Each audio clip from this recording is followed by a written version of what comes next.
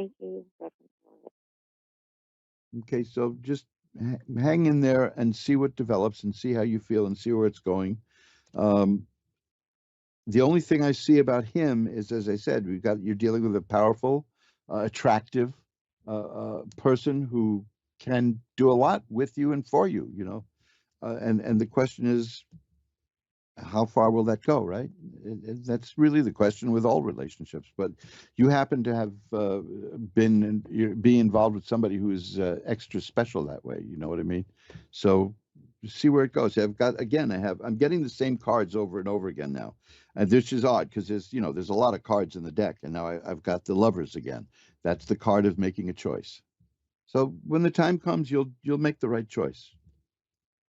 Okay, I wish I could be more specific, but at least I don't see your life going down the drain. You know what I mean? I see good things coming your way. All right? I hope so. Thank you so Yeah. much for your time and energy. Good luck to you. Bye bye now. And let's shuffle up the cards. You're listening to Reverend Elliot's Magical Window. We look through the magical window of the tarot cards. There I am shuffling them up. And we get together every Wednesday at 11 Eastern Time on the Ask One Radio Network. You can check out magic-works.com to see 106 pages of the things that I do. My new popular post there, if you look at the alchemy post, I've got oh man, talk about it. See, magic is practical. I know magic is not this woo-woo kind of thing in the sky. And so you look at my page on alchemy and you'll see what I mean, because I include very practical things there. One of the practical things is there was an article recently in the paper on how very expensive pasta sauce is in a jar now. Jarred spaghetti sauce. You can run $9, $10. I show you how to make your own for under $1. You can find that at the alchemy page. Under $1. And you won't know the difference between that and store-bought or homemade for that matter, because it will be homemade. Cheryl in Medicine Hat, Alberta is next. Hi, you're on with Reverend Elliot. Hi. Hi, sorry I'm to be glad I abrupt. got on tonight. How are you doing tonight, Cheryl? Oh, I'm pretty good. Yeah. And how are you doing? I'm doing well. I'm a little chatty today, though, for some reason. I guess. Oh, that's Like, all right. I guess that's pretty good if it's radio, right? So, what can I look at for you? What can we look at tonight? Oh, it just seems like everything in my life is kind of all up in the air, and I could sure use some guidance. So maybe just a general reading. Okay. Well, let's see. First of all, this might be helpful to you. Is the Seven of Rods. That is a person who is capable of sweeping away all opposition and dealing with all problems. So you're very good at that. Am I correct? Yes. Okay, so that's good to know. The Nine of Coins is here. Now, this is a person who is comfortable being alone. It doesn't mean that you're lonely. It doesn't mean that you're a hermit. It just means that you don't have to be around people all the time. That you're at peace with yourself. That's good. The High Priestess card is here. That is a person who has depths that see behind what's the veil. You see depths that lead to the more important things in life, and it's almost a mystical quality. So that's very good too. I'm getting good stuff here from you. Good. Now I have the Ace of Coins and the Wheel of Fortune, and then are you looking for new work? No, I hope to retire in a couple of years, but Okay, well hey, that's the I'm best job there is, right? I'm looking for a little more financial stability, security. Yeah. Yeah. See, that's why I was asking, because the Ace of Coins is about a new stream of money coming in, Oh, and the great. Knight of Coins is no. Well, before that though, there's the Wheel of Fortune, which says that the conditions now are going to change in your life, and that's followed by the Knight of Coins. See, that's why I asked about money, and when I see money like that coming in, it usually means looking for new work. The Knight of Coins, it also means a new income stream is coming in. Now, the next Mm. card, you mentioned retirement, and that's fascinating because the next card is the death card, which doesn't mean dying. That's too many movies have ruined that card. That means Right. the end Yeah. of the end of one period of your life and the beginning of another. So that's what you're planning for, is the new period in your life. And the Ten of Cups is here, which is a card of great happiness and joy, and that tells me that you're gonna be very well prepared for that. So Good. the main concern I'm seeing with this new phase of your life that you're going to be entering is financial. Mm-hmm. And I do see that you're going to come up with some other ways of making money, of getting more in Oh. terms of having more income. The strength card is here too, so you're very determined, and a person who has strength. Oh, and here's the Six of Rods. That's about success and triumph. This is very happy reading. It's telling me that financially you're going to get what you want, Wow. and as this new And period of yeah, as this new period of your life commences, you will be prepared for it, and you'll do well. hmm, I hope that helps. yes, it sure does. Good. It just gives So, me a little boost of confidence and um, kind of eases things a bit.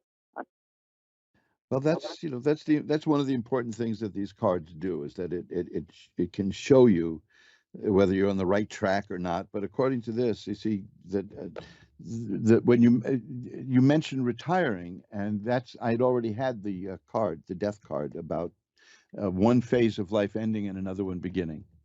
Now, the reason, of course, that the cards don't really go into predicting death is because that's always there in our future. The further Hmm. away, the Yeah. better, usually, Yeah. but I've been reading for years and years and years, and only one time did I ever see anything that looked remotely like imminent, disastrous death, and that's Hmm. that was just once. But it turned out that it was about somebody else. So I didn't want to talk to the person on the air about that. I said the cards. I got to talk to you privately about this, and it turned out that it involved a child who was murdered. But Oh. generally, but that's from all the other cards that were around it. Generally, in this case, it's perfectly it fits perfectly with what you said, that you're going to retire, and Yeah. that's a wonderful new phase in life. And there you go. And Hmm. and the money is what's on your mind about this, but happiness is there too. Yeah. So Could the I death think it, card also be like the end of a marriage as well? There's issues well, there. it it's the end of one phase. If you were specifically asking me about a marriage, there are other cards that directly relate to relationships and things like that. But overall, Yeah. it really just means that the end of one period of life and the beginning of another. Right. Yeah. So it's possible, but did you want to look at a relationship specifically? Yeah. Maybe a couple cards on that. That'd be great. Okay. Because according to this, you're going to do fine. You're going to cause that change that you want. That's going to lead to more money coming in, and you'll be Hmm. prepared and happy. Okay, here we go. Not happy stuff here though. This is the Nine No. of Swords is a card of great pain and sorrow. Yeah. Has there been pain and sorrow in the marriage? For many years already. Yeah. Okay, 'cause that is easily the saddest card in the deck. The Yeah. next is the But, Judgment. The Judgment card is about rebirth, and the Death card is there next. You see, you asked me about that, and here it is. So yeah, yeah. it could mean that this is coming to an end. Yeah. I'm pretty It, sure it it, is too. and here's the Wheel of Fortune, which is about things changing. Hmm. After the Wheel of Fortune is the Four of Rods, which is about happiness and contentedness. So wow, this is pretty heavy duty. I'm surprised that you asked me if the Death card could mean that, and there's that card. It's Yeah. right next to it's next to the Judgment card too. So as this happens, it's going to lead to a rebirth for you also, and a new phase in life for Hmm. you. That's right. Where I'm going to be get my joy back and peace. And not that I don't have that now. I have wonderful family and friends. Oh, sure, I I'm understand. yeah. The Nine of Swords is about sorrow and sadness, and you don't want to continue with Hmm. that. Why not? Why No. should you, right? I mean, there's times when we have to suffer through something, and there's other times when we, do what we have to not. And it's, Mhm. and it looks to me like the judgment card means, you're going to blow that horn and be reborn and the death card means that the new phase of life begins. The wheel of fortune means that the situation is going to change, and the four of rods is about happiness. So that's pretty good. Yeah, So it is. you got three major cards in there too. So it's about an important issue in your life. Yeah, Things are going to be good for you. I think so. Yeah, I'm glad I got to talk to you tonight. My pleasure. Hmm. Call again some other time. I sure will. Thank Yeah, you. Bye bye now. thank you. Yep, bye-bye. And let's shuffle them up. See, that's fascinating. This is what I mean. But some people believe the tarot cards are alive, literally alive. So the question is, could that card also refer to the marriage? And then I read about the marriage, and there's that card. Unreal, huh? I've been doing this for 10,000 years. It feels sometimes, but I never take these cards for granted. Deborah in Delaware is next. Hi, Deborah. You're on with Reverend Elliot. Hi there, Elliot. How are you? I'm doing well. How are you tonight? Good, thanks. Great. What can I look at for you? Well, I want to take a look at finances.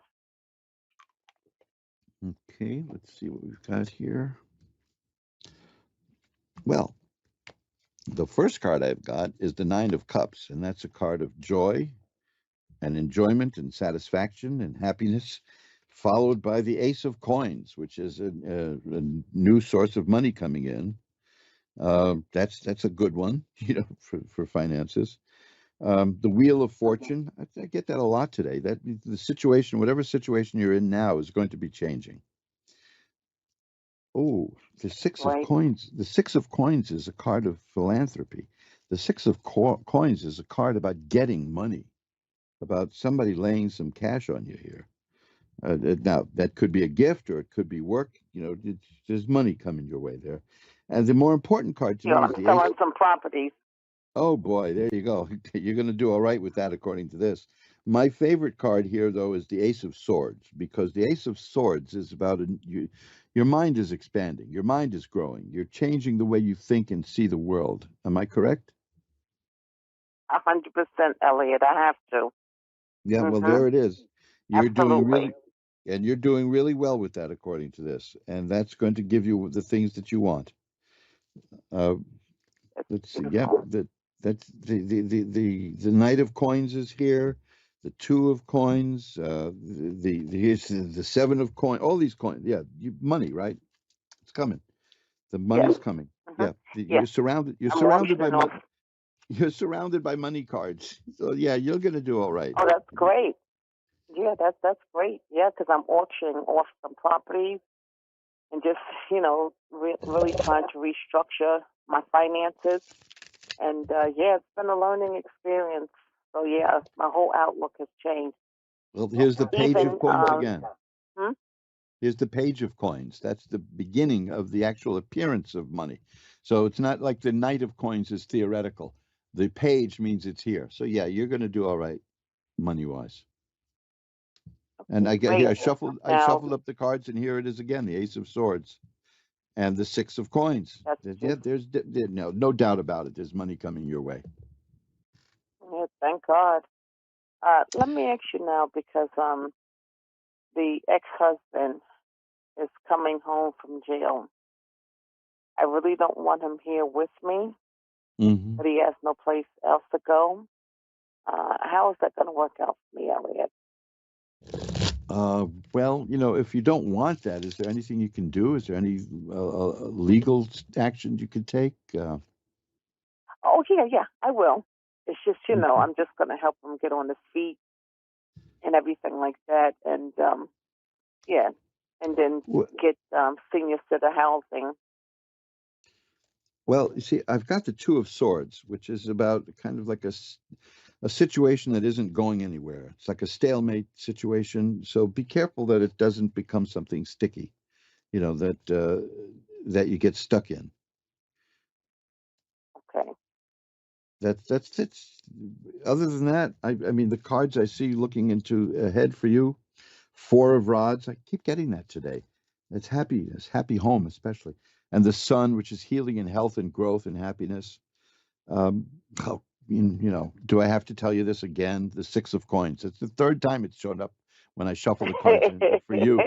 That is the card that you take a look at it. Son. It shows a person handing out money. I mean, this is, yeah. There's nothing you can do about it. You're going to do well with these the sales, according to this. But with the situation you're Right. talking about, it's like just a warning to just be careful that it doesn't become a situation you're stuck in. Yeah, I've been stuck for 36 years, and I just Well, want to be free. But I'm going to push him to. He's at the age where he can get senior citizen housing, his Social Security. So that's what I'm going to push him towards for okay. sure. Well, I certainly hope my he's time.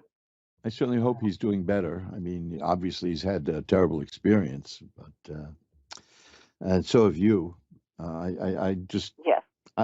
I'll tell you what I'm going to do. After the show, I'll light a white candle to send positive energy for both you and him. Okay. Thank you, Elliot. I appreciate it. Thank you so much. My pleasure. And you know something? That Ace of Swords is very important because your mind is changing and growing and expanding, and it's the beginning of new thoughts and ideas. And that's a very difficult time for a lot of people. I joke about you can always tell when you're growing as a person because you lose all your friends, you know. So Absolutely, and I'm fine with that. Mm-hmm. so yeah, that's the main thing. So hang in there, okay? Okay, But thank you, Elliot. you'll be Thank doing you so fine. much. One last card here Okay, again, thank the you. Ace of Coins. That's the appearance of money. See, money's all around you. I should get to know you, right? Oh, that's you. Thanks for calling. I got to Thank run. you, Elliot. Have a I'm good at the end. evening. Okay, thank you. Bye Okay, bye now. okay, bye-bye. And that's it. We've come to the end of another edition of Reverend Elliot's Magical Window. Wow, interesting calls tonight, huh? That's really something. So remember now, I gave you that long talk about a couple of books that will be really good in terms of mind expanding, which would be Bending Spoons with Your Mind and Other Miracles of Mind Power. And You Can Live Forever is the subtitle of the book. It's called There Is No Death. You Can Live Forever. So those are philosophical and practical books at the same time. And I hope you maybe find something else that would be of help. We like to say at mojoacademy.org, there is a book here that will change your life. And they're not all books that I've written. There's a lot of them are books that were forgotten, neglected, or as Edgar Allan Poe once referred to them as quaint and curious volumes of forgotten lore. And you can do that at mojoacademy.org. Magic-works.com, magick-works.com is my website with 106 pages of all kinds of information and free stuff and things to do and all of that. So I am going to bid farewell now and remind you once again that who you are is the universe's gift to you. Who you become, well, that's your gift back to the universe. Bye-bye now.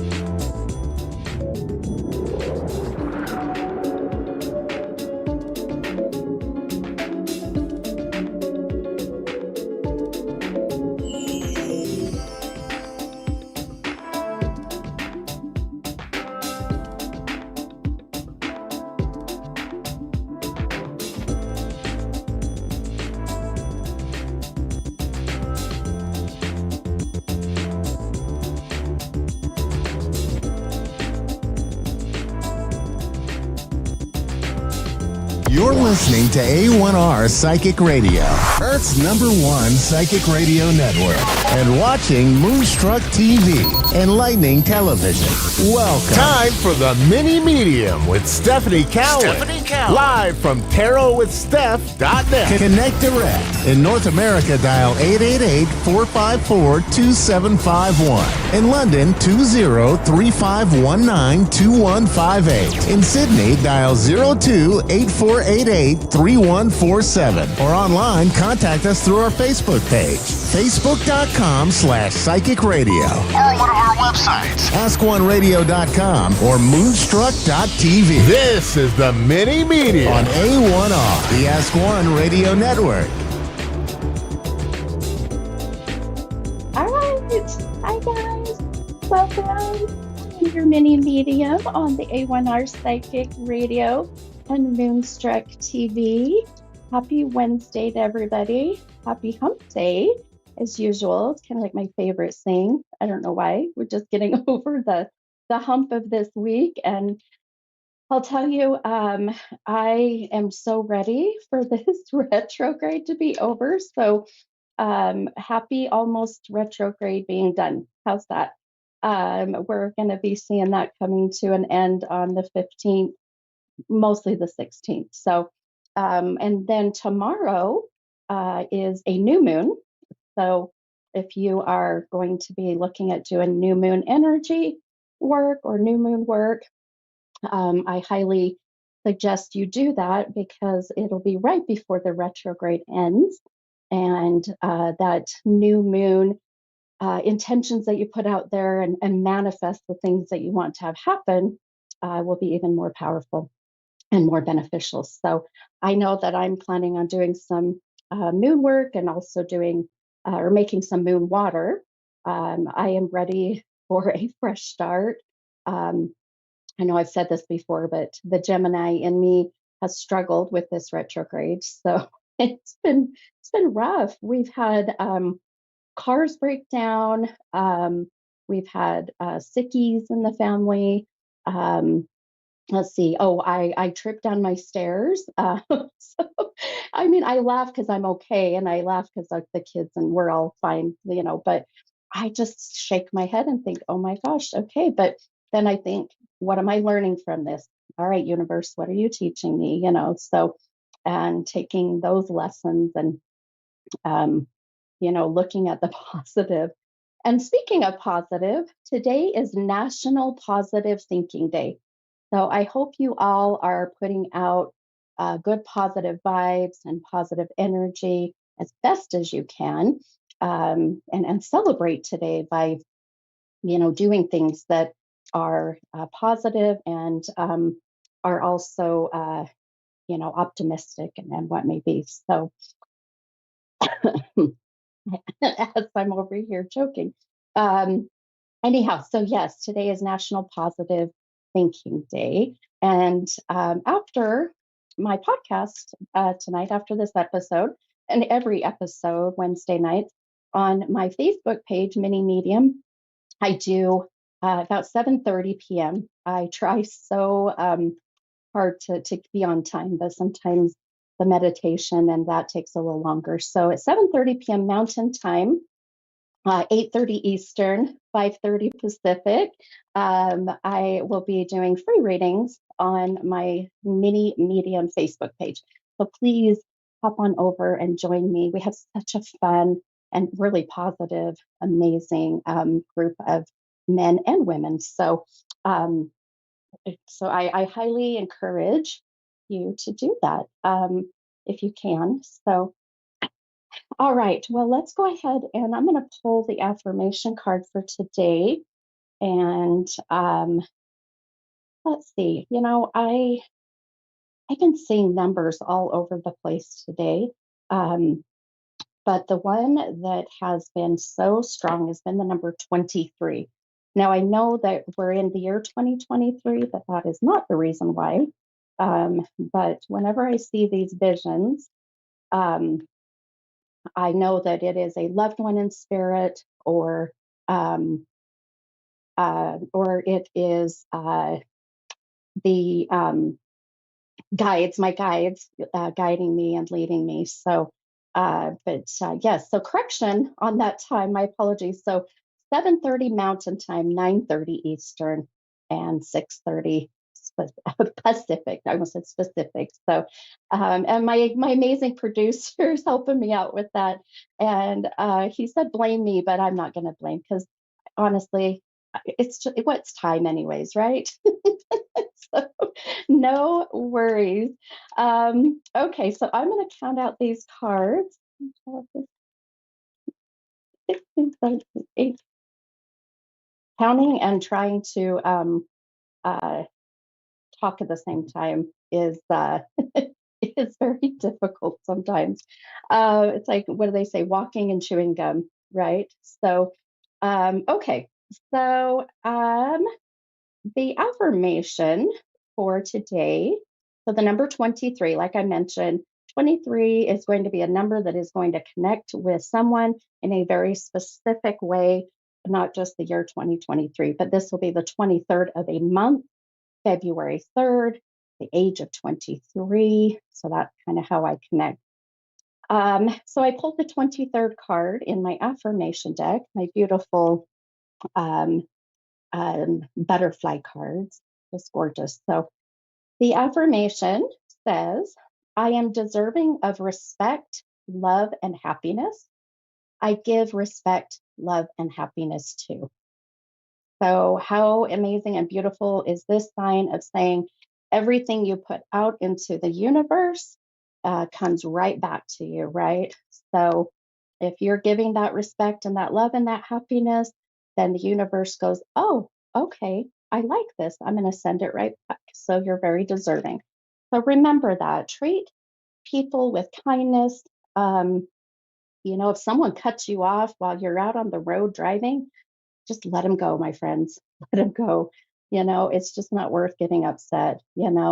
Or if you're in line at the checkout in the grocery store and you have a whole bunch in your cart and someone behind you has three or four, let them go in front of you, right? I figure, all the beautiful kindness and positive energy we put out into the universe comes right back to us. So try to keep it positive, especially today being National Positive Thinking Day. So okay. All right, my friends, let's go ahead and take our caller. And I have Tammy, and I believe from Minnesota. Hi, Tammy. Hi. Hello. How are you doing? I'm good.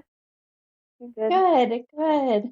Well, I'm happy that you got connected with me, my friend. Thanks for calling in.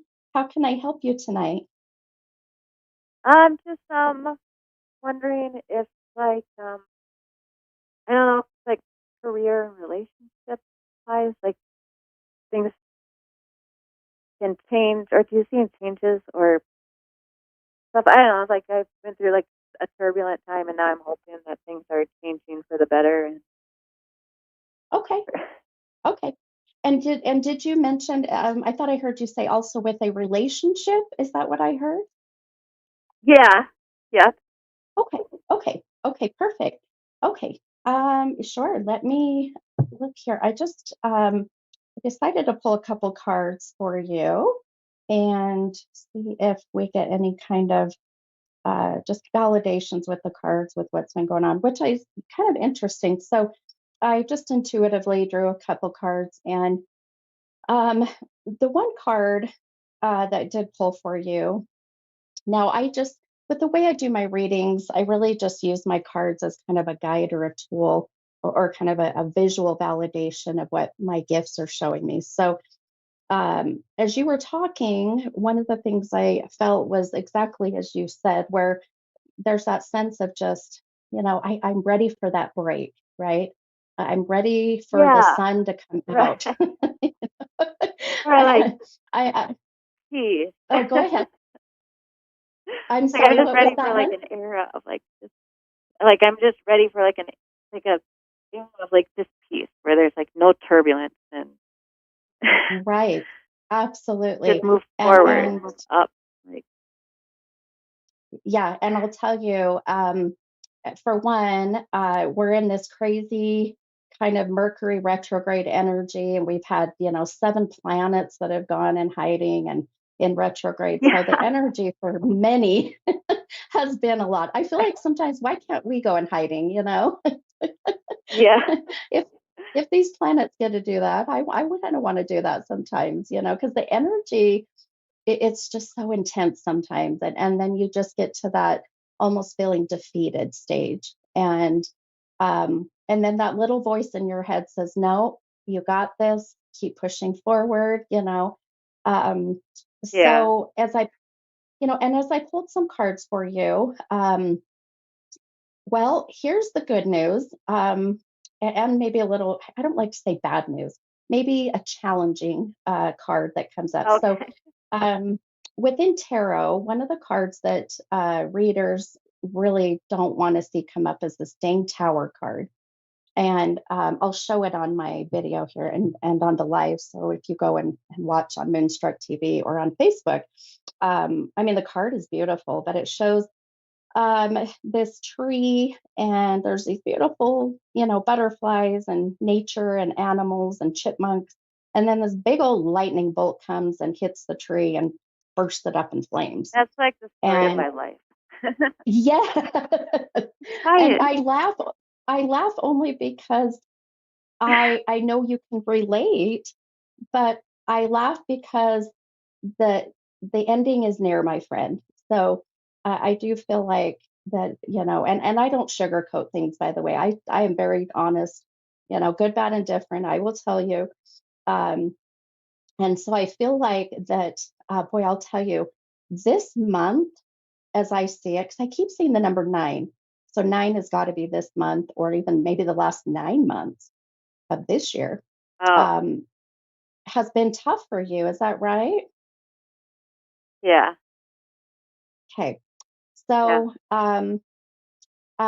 the other thing I keep seeing, uh, okay, this would be, um, okay. Uh, let me ask you. I start to hear my guides, and I start to get visions, and I just had the number 7 come in. Do you connect with 7, month of July, or the 7th of a month? Uh, no more June, but not July. Okay. Okay. I think. Um, no, you're okay. So, uh, yeah, there's something about, or even 7 years ago. I keep picking up even in your past. So if it doesn't resonate now, it's okay. Just keep it in mind, because I'm going Yeah. back. Well, I think that's exactly where we're at, my friend. I think we're right at 2016.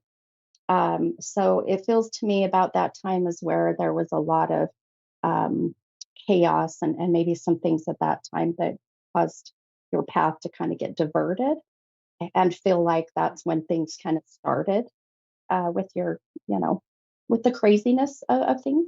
Um, Yeah. so just, yeah, keep that in mind, hun. But here's what I love, as I tap into premonitions, and as I tap into clairvoyancy. One thing that I do see is here in, and I know this might be a little ways out, but I promise that it'll be worth it. So I'm going out 4 months, which puts us right at the beginning of the year.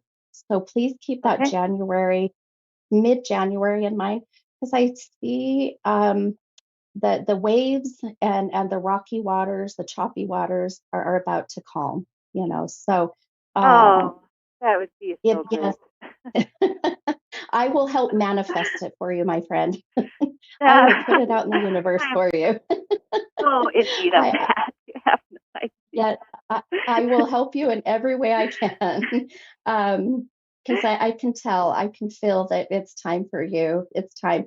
And I'll tell you one thing that I do suggest, and I know I've got another caller waiting, but I do see a past relationship that has never gotten closure. So I feel like that needs to happen. It's like the universe is saying, okay, you're almost done. You're almost ready for this new transition and this new spiritual growth. But the past Yeah. relationship is the next thing. Does that make sense?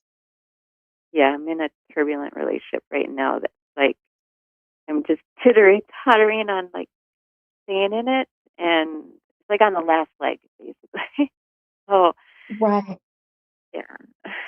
Right. Like, I know I'm Yeah. healthy, And but it's a lot of stuff I've been well, put through that, yeah. yeah. We'll see. No, I I agree. No, I agree, hun. And I feel like that your spiritual growth and you connecting with you and your soul's purpose and finding yourself again and finding that fire within you is why you're now at that point of, gosh, you know what, I deserve more. I deserve better. And now you're not allowing for that lower vibrational energy to affect you. So you'll start vibrating Yeah. at a higher frequency. So, and and I'm going to be kind of blunt here when I say, of course, he wants to be with you because you are his safe place. You are his Yeah. comfort. I And know. And that's so, some things like I want to be the trophy wife. I don't want to be the safe place. exactly, you deserve better, my friend. Really. And I hate saying that. I know it sounds kind of rough to say, but just, I feel like this is the only thing holding you back from kind of getting up and over that ledge, if you will, or up and over that peak. So Yeah. so definitely think about that as you go into the next 3 to 4 months, okay? Okay. I will definitely. All Okay. right. All All right, my right. Thanks friend. for Well, validating. oh, Guys, you're thank so you. welcome. It's my pleasure. Thank you for calling. Yep. All right, hon. Bye-bye. Okay. All right. My next caller here, I have Rachel from Illinois. Hi, Rachel. Hi. How are you doing, my friend?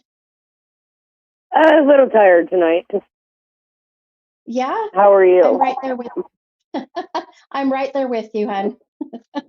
I'm right there with you. It's the middle of the week. It's later at night. Yeah, we're almost done with the crazy Mercury retrograde. So, yeah, I'm right there with you, hon. um, well, how can I help you tonight, my friend? I really don't have anything in particular. Maybe just career wise, am I on the right career path? Or I've been really thinking recently about opening my own retail store.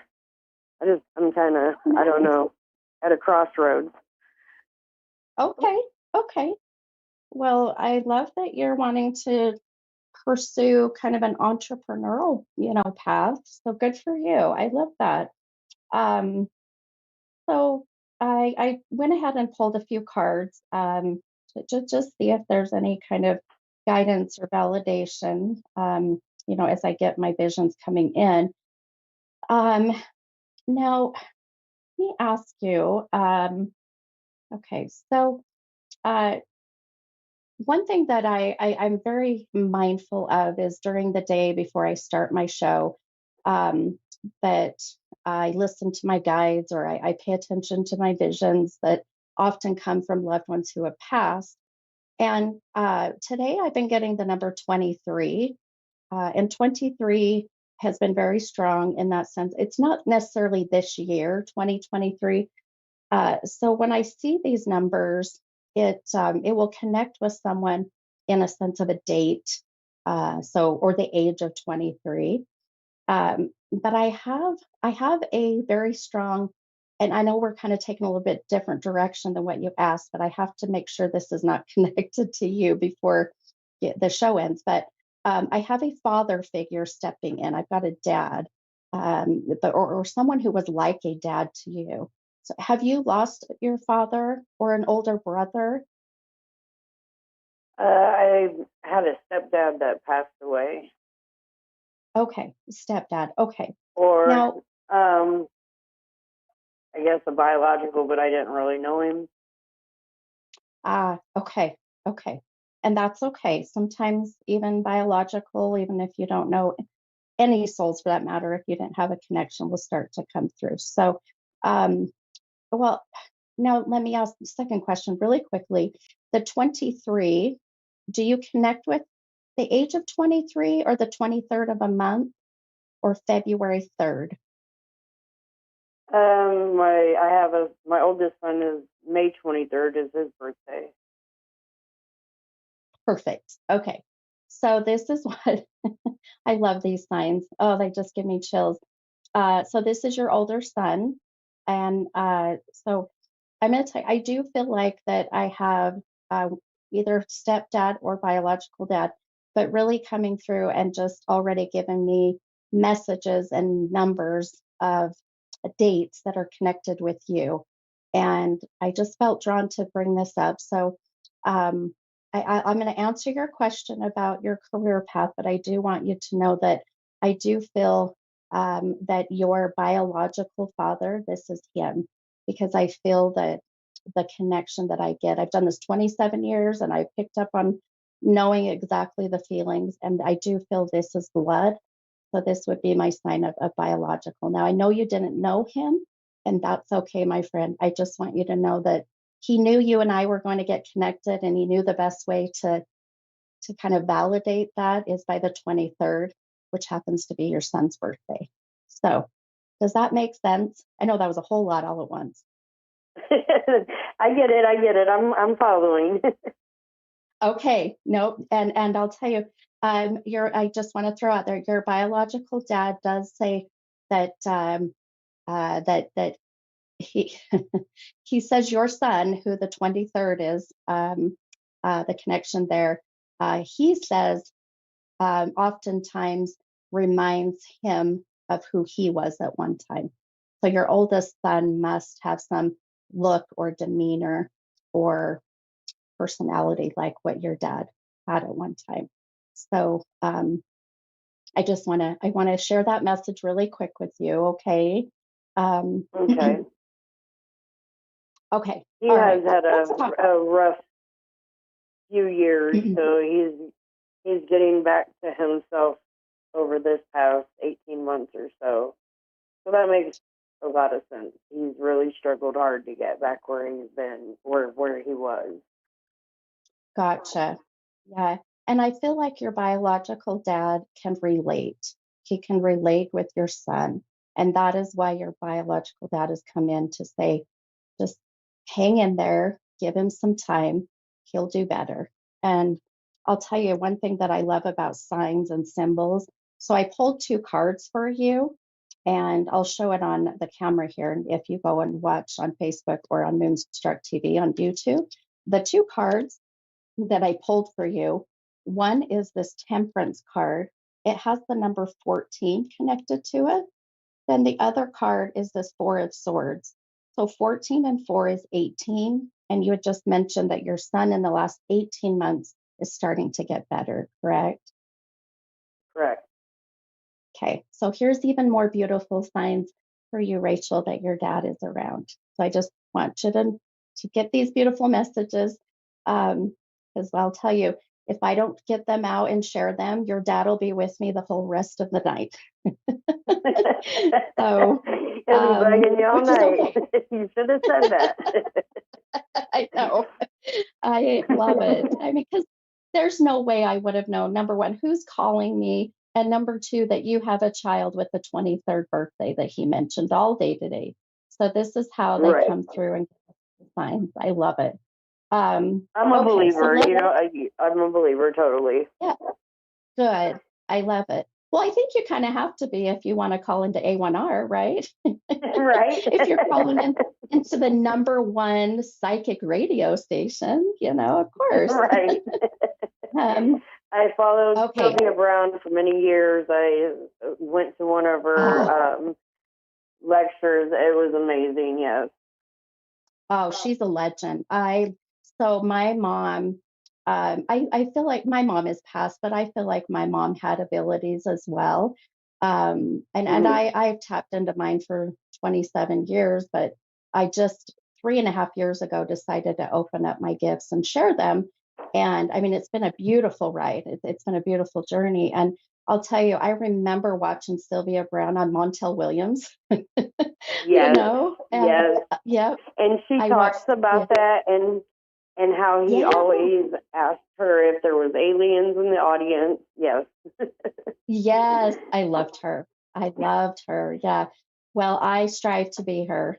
That's, my beautiful mediumship has never failed. So I feel like your dad knew to make sure that we gave you that message. So um, okay, so let me tell you, with your career and what I'm seeing there, and are you on the right path?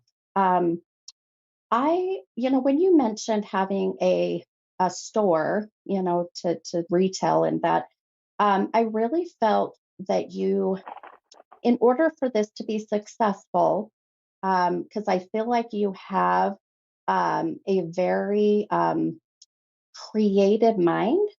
So I do Hmm. feel like that creative mind is going to come into play because whatever this thought is of what you're wanting to do to open up a store, you're going to want to make sure that there isn't really any other like it, or the idea is very innovative.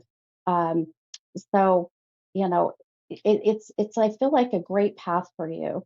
Just make sure that you're not falling into the normal other, you know, stores that have the same No, stuff.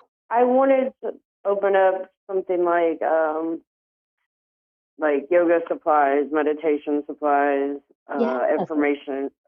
Yeah, holistic kind of store. beautiful. I love it. And that's exactly what I was saying, more the metaphysical or like, things that deal with the quantum field and, that kind of stuff. So, Right. and I'll tell you, I also feel that you're going to see this start to go into play, and I see the wheels turning. Right about April or March of next, or I'm sorry, April or May of next year. So I feel right around that Wow. springtime, So, and yeah, very soon. So the opportunity is going to be there. So make sure you jump on that opportunity to let this just start to flow. Um, because I do feel like if you miss that opportunity, then I worry it'll be maybe another couple more years, which is fine, but life's too short, right? You want to start getting well, this it's stuff going. funny that you say that because I've been renting from the same landlord for a few years, and then he sold the properties, and now there's a storefront available that he's not using with the new owner. I was just getting ready to talk to him about. Beautiful. Perfect. You just validated why I said jump on it now. I love it. I love it. Beautiful. Well, I know I've got about 60 seconds. My producer's letting me know I got to end my show, but I hope this helped you, and I hope this gives you some It, guidance and comfort either way. it did, both of them, in both ways. Good. Well, wonderful. Well, I am so Well, happy thank that you you so called. much. You are so welcome. And if you're up tonight, I always throw this out there at 7:30 Mountain Time, 9:30 Eastern, and 6:30 Pacific. I will be on my Mini Medium Facebook page, and I do free readings Okay. for a couple hours. So if you're up and you want to hop on, come and join our fun group, okay? Okay, sounds good. Thank you so All right. much. Okay. You're You have a so great welcome. night. Thank you. You too, my friend. Have a good one. Bye-bye. Bye-bye. All right. Hey, you guys, do another successful, amazing show on the Mini Medium. I will see you guys next week. Have a beautiful week. Bye, guys.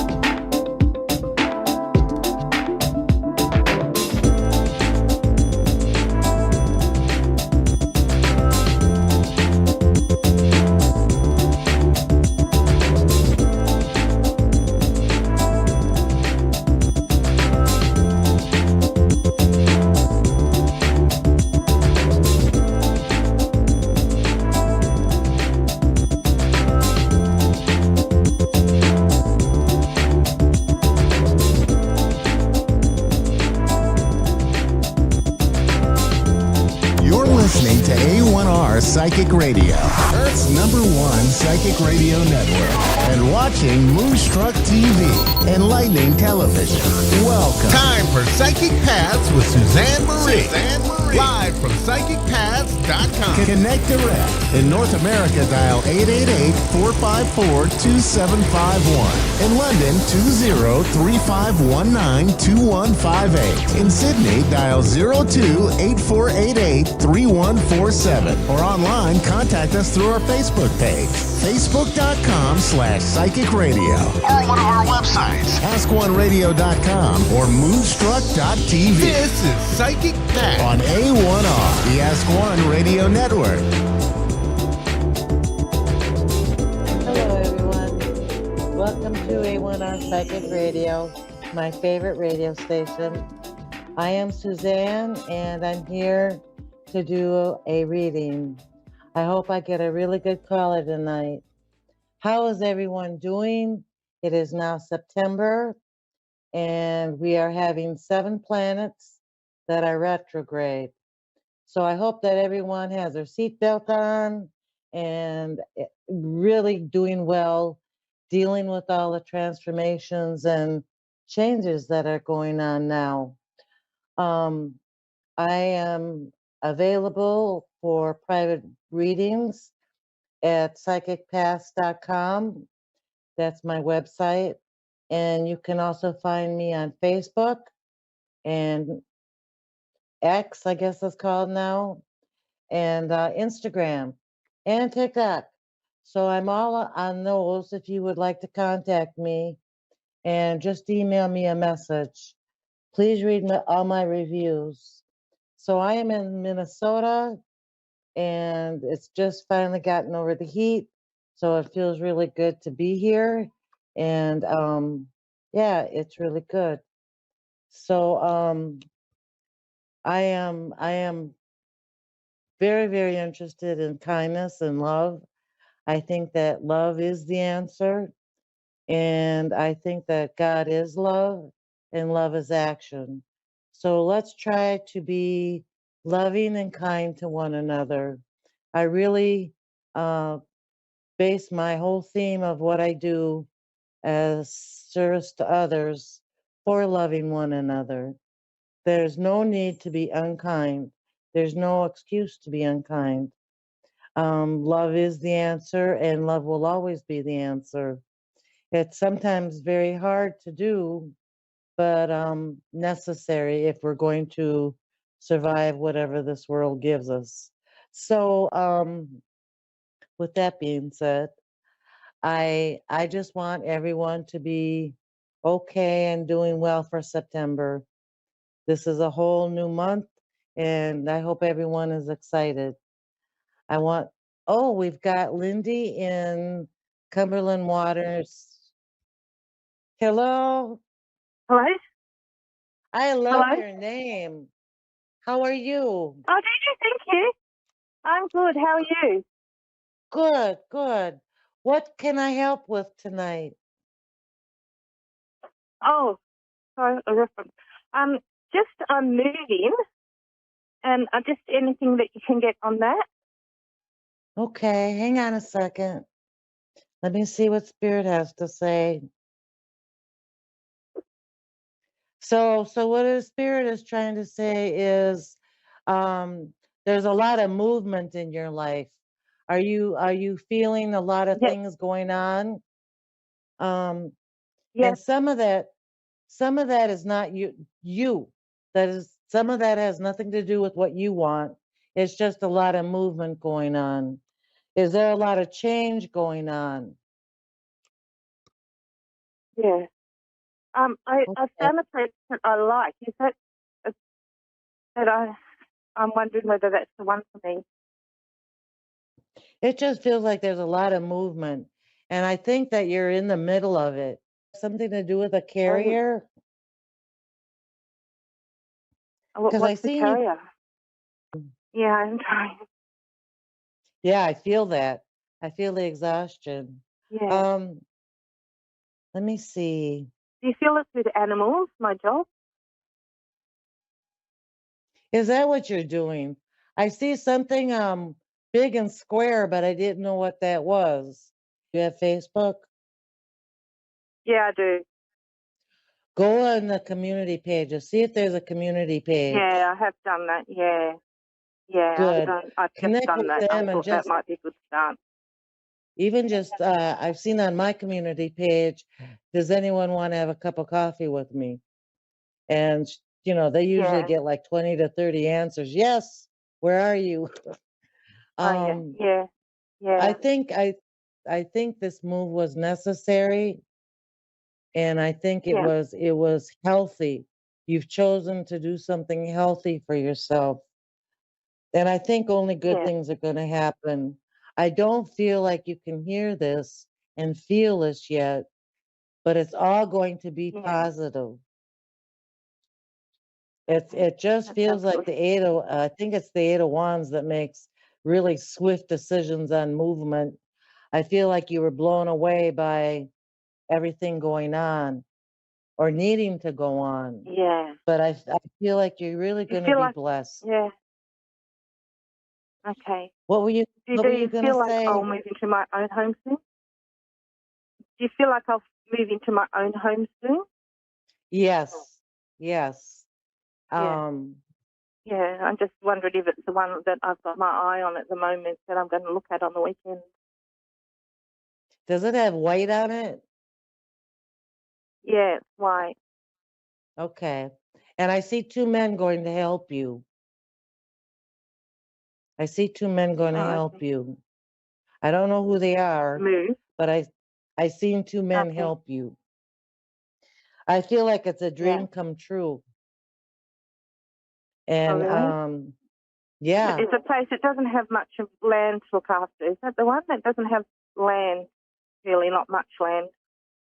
Like a double-story white it feels like it's very weatherboarding light. kind of house. It's very Yeah. light on the inside. Have you seen the inside? Because it feels really light.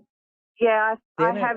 Yeah, I have been inside. It's got floorboards and um, yeah, I it's feel kind of like nice inside. it feels like you're going to get what you want, and it feels like this will stop. I feel like this movement and this change and all these transformations are going to be done around the end of October. I feel like you're going to be Okay. settled by the Oh, end of October, and you will be on oh, a more okay. This one solid is ground. actually the settlement is like the 3rd of November. Sorry.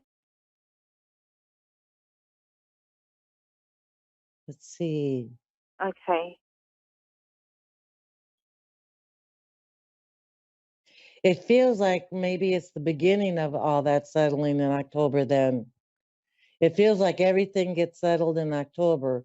So if you're looking at a settlement in Okay. November, at the beginning of November, maybe everything is just planned out on time and date and place in October. You know, like come on down Yeah. and Okay. sign, or come on down and get the money, Well, I or, think you that know, yeah. Well, this one I'll probably have to. The money I have, this one to sort of if it's this one that I'm thinking of going for on the weekend, I'll probably have to make an offer this weekend. okay. I still feel like you're in the middle of everything. And I feel like the end is October. I feel like by the Okay. middle of October, you should know everything clearly. Everything will be Okay. in view. So Okay. you don't, That's I not long. want you to know that all this transformation is temporary. And please remember that. Yeah. And um, Yeah. you're in a good place to get the things that you want. Yeah. This one's near one of Absolutely. my daughters, like really quite close to my daughters. Is that what you say? That I live close to one of my daughters?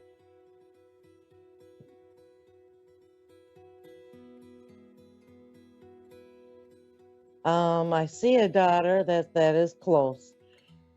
Has she got a funny kind of personality? Because I feel like she's really upbeat. Oh, okay. She's Yeah, I maybe. see her being Okay. silly, a little bit silly. Maybe Oh, she's yeah, she can be happy, too. but I Yeah, feel like I'm not yes. that happy at the And then moment, but hopefully. she's going through her own transitions too right now, and that's her Yes, yes, temporary.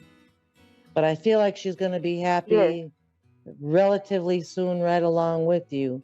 Because when I see you in front of the house, Yeah. she's being happy and silly. So I think it's Oh, going good. to And do be good for you both working of you. together? Yes, Yeah. Do you think that we might work together? I do. I think that she's right along with you, wanting to deal with animals, wanting to work with animals. Yeah, yeah, so I just wondered if this place I'm looking at is suitable for that. It's a very good energy in there, and I think you'll do well. Yeah. I think you're going to do okay. Thank you. Just remember this transition is temporary. Okay? Yeah. Yeah. You have a very good day. Sorry? And thank you for calling. I appreciate your call. Oh, thank you. Thank you for that. It's helpful. So I'm taking from that I probably will go for this house. Yes. Thank you so much, and please have a good week.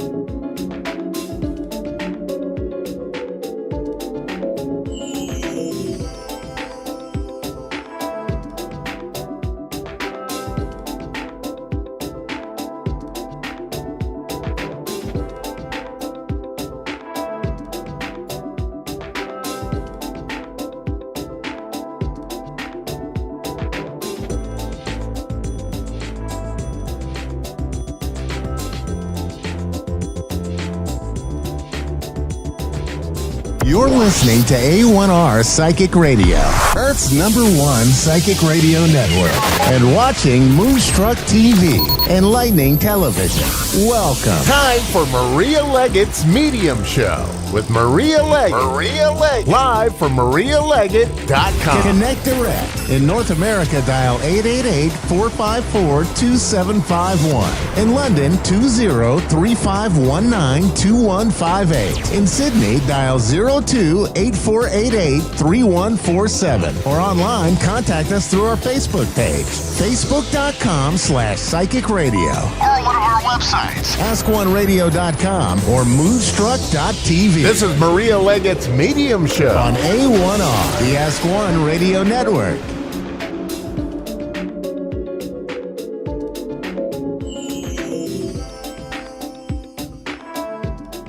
Good evening, everybody, or good morning, depending on what time zone you're in.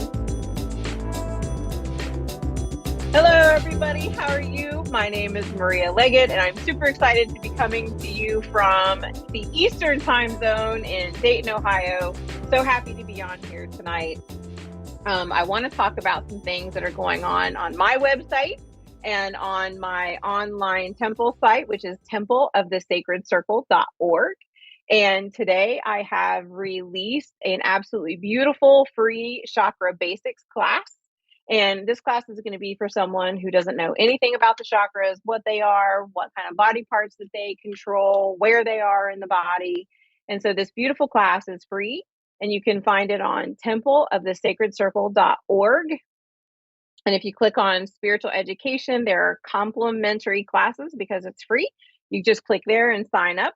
And I also have released a chakra clearing and healing meditation, which you can find on YouTube, again, through Temple of the Sacred Circle. And if you sign up for the free class, the meditation is included in the class. But if you already know about the chakras and you just want to work on clearing them and healing them, then you can just go straight to YouTube and click on Temple of the Sacred Circle. And it's going to be it should be the first one up there. It is the chakra healing and clearing meditation. So I'm super excited to be able to release those at no cost, because I really want to be able to help people understand their energetic body and how it works for them. And I think that's really important for all of us as we move forward through all this energy that we have right now. Mercury is going to go station tomorrow. I'm so excited that Mercury is almost done. So I want to be able to welcome our caller from the show. Her name is Magdalena. Hello, Magdalena. How are you? How are you? I'm not doing so good, but how are you? I'm well, thank you. I see you're from Toms River. Yes. I lived in Hightstown Yes, for I am. 20 years. Wow. So, how Can may you I hear be me? of service to you today? Yes, I can. Okay, so all right, so I know my baby, it's a dog. It's my baby dog, and I treated her like a human being, so it's not a dog to me. She just passed away a week ago, and I'm going through it like so bad. Like that was like my baby. Her name is Juliet, and I can't sleep. Like this is the worst. I thought this is like the worst thing that ever happened to me, because it's not. I want to know how she passed away in my arms. Yes. And if she has any, if did she go to the other side? Like I don't want her to be stuck on, Nope, she is not stuck. She is showing me, she's showing me so much love and gratitude for you, for everything that you did for her. She shows me that you did everything within your power to help keep her healthy, and that there were just some things that you just couldn't stop. Do you understand this? Yeah. And she is grateful, and she says that she doesn't want you to carry any guilt for, did I do the right things? Did I make the right decisions? Is this my fault? She says, no, you gave her such a good life. And she shows me it's like you literally kind of cuddled her like a baby in your arms, like almost on her back. I did. Yeah. Yes. And she shows me you like cuddled her like a baby. And she shows me that you did everything that you could. I don't know if you did this or not, but she's showing me like little ribbons in her ears, and just, No. treated more like a family member than a dog, because it's not what she was to you. And she also says that she wants to acknowledge to you that she helped you to remain calm through really difficult situations. And she says that you kind of referred to her like your therapy dog, because she really helped you to get through some things in your life that were difficult for you. Do you understand this? Yes. And yes, she wants you to know. Go ahead. God, no, I'm sorry. No, you're fine. She wants you to know that she doesn't want you to go without another little dog like her for too long, because she shows me that you have so much love to give, and that it helps comfort your heart, comfort your body to feel that unconditional love, because she says to me that you have trouble being able to see unconditional love in humans, but you have no problem with recognizing it from an animal. Do you understand this? Yes, 100%. And she says that she is grateful for you. I wish that, I could see her, and I wanted to, when she passed away, I covered her, and I wanted to spend one more night with her, and they were like, no, we have to bury her. I couldn't let her go. Yeah. And it was just it's so hard for me. And it's like, I look at her picture, and my husband right now, he wasn't there. And I want her to know that he's crying for her too. Like Mhm. I don't want her to think that because we had a fight, and he's like he's crying for her all the time. He came and look at her pictures. She's showing me that she is still cuddling up with you in bed at night because she says that when you're laying down, it's almost like you feel the covers being tugged or pulled, but then you can't see anybody who's done it. And she says, "That's me. I am laying with you. So I want you to know that I am still comforting you. I am still with you, and I haven't left you." Right. And does she come in my dreams a little bit, or like Yes. I don't know, like okay, because I seen her, and then I was like I picked her up, and then you know, Yes, when they is there visit us like in our dreams, that's called a visitation. So she's coming to let you know I'm okay, and it's a way for her to let you know you made all the right decisions because the last thing that you wanted to do was to leave her in pain, even though it was a very difficult decision for you to make. Does that make sense? yeah? It was just oh yeah, is she with a bird or something, or like a bird around her? It's interesting. I see she shows me like a little yellow something. It looks like maybe a canary or something. I can see that. Does that make sense? Okay, a canary. Yeah, a Okay, yeah, canary, like it's a little tiny itty bitty thing.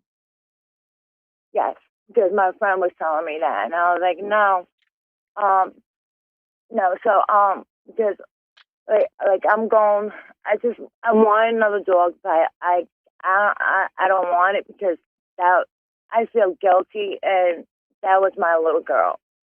Like Yeah, she definitely I'm does not want you to wait. She doesn't feel like you're being replaced because she's not. She knows you could never replace me. I was special to her, but it's time yeah, for she wants you to right. begin looking at someone else so that you're comforted. It's, I I can't do that right now because it's like it's not her. I know it's so hard when we lose our animals. I just lost one of mine 2 weeks ago and it was very difficult. Yeah, and like I can't like I felt like we were saying like I felt like somebody she sleeps under like under my going to under covers, and Yes. I felt like somebody was sleeping on by my legs, and I'm like Juliet. I'm like oh no, it's not Juliet, you know. But yeah, I'm. Thank you for saying that, and Oh, you're welcome. That's how you you know know she's visiting you and spending time with you because she loves you so much. I love her so much. I miss her every day. I can't. It's like I'm lost without her. She's Like showing she me was some everything. kind of special food that you either made for her or got for her. Does that make Yes, sense? yes. I always make. Yeah, She goes by the kitchen, barks at me. I cook her food, chicken, boiled chicken for her. I love She that. like yeah, I boil chicken for her, and she she she just eats, and I love feeding her because healthy really chicken. That's her favorite. Yes, Boiled chicken, and if I had no money to eat, I would give her my last meal. yes. She says that you were very careful in the kind of food that you fed her because it would upset her stomach, and she's showing me like pancreatitis, where your body can get all kind of out of whack as an animal. Yeah, And she said that's why you yeah, were real picky about the kind of food that you fed her so that she would get all of the nutrition that she needed, but yeah. without any of the pain or discomfort in her body. And she says, how could I not want her to have another animal? And she knows that when you're ready, the right one will come. And she says, I want you to Right. trust that I will bring you the next one and that you can trust that it's all going to be okay. But that she totally And she's understands that okay you with want it to absolutely. because she used to be very jealous. Any dog I used to come here. Yeah. Like if She I had says, "Well, any, I'm not like there anymore, and now I need you to be with somebody." She doesn't want you to feel alone. Does that make sense? yeah, it does make sense to me, but it's just like I feel guilty if I have, it's just the guilt. and I'm not ready yet to have another one. When she's ready to give me one, that's, that would be on her. Absolutely. And I really appreciate that because it just happened like on August 30th on Wednesday. Yep, and she just wants you to know I can hear I know this might sound weird, but I can hear in like human language. She just says, "Mommy, I want you to know I love you." I love her so much, and I would never forget her ever. She's always in my heart. I have pictures everywhere. Absolutely, absolutely. And I don't know how you understand this, but she's talking to me about, it looks like either a memorial tattoo or some kind of artwork that you're thinking about doing for her. Does that make sense? Yeah, girl, yes. How'd you know that? Yes, Because she me told and my me. husband were talking about it. I'm getting a tattoo with her name on it. Perfect. And I'm going to get, yes. Nobody knew that. Me and my husband were just talking about that. Perfect. That's how you know she was with you. Thank you so much, Magdalena, for coming on the show tonight. So much. I am so I grateful. appreciate Oh, you my so pleasure. much. I hope you have an Thank you absolutely so much. wonderful evening. Thank you. I appreciate you so much. Thank you. Thank you so much to everybody who was watching the show. I am so grateful to each and every one of you. If you would like to book a reading with me, please go to marialeggett.com, MARIALEG as in girl, G as in girl, ET as in Tom, T as in Tom.com. Thank you so much. Have a good one.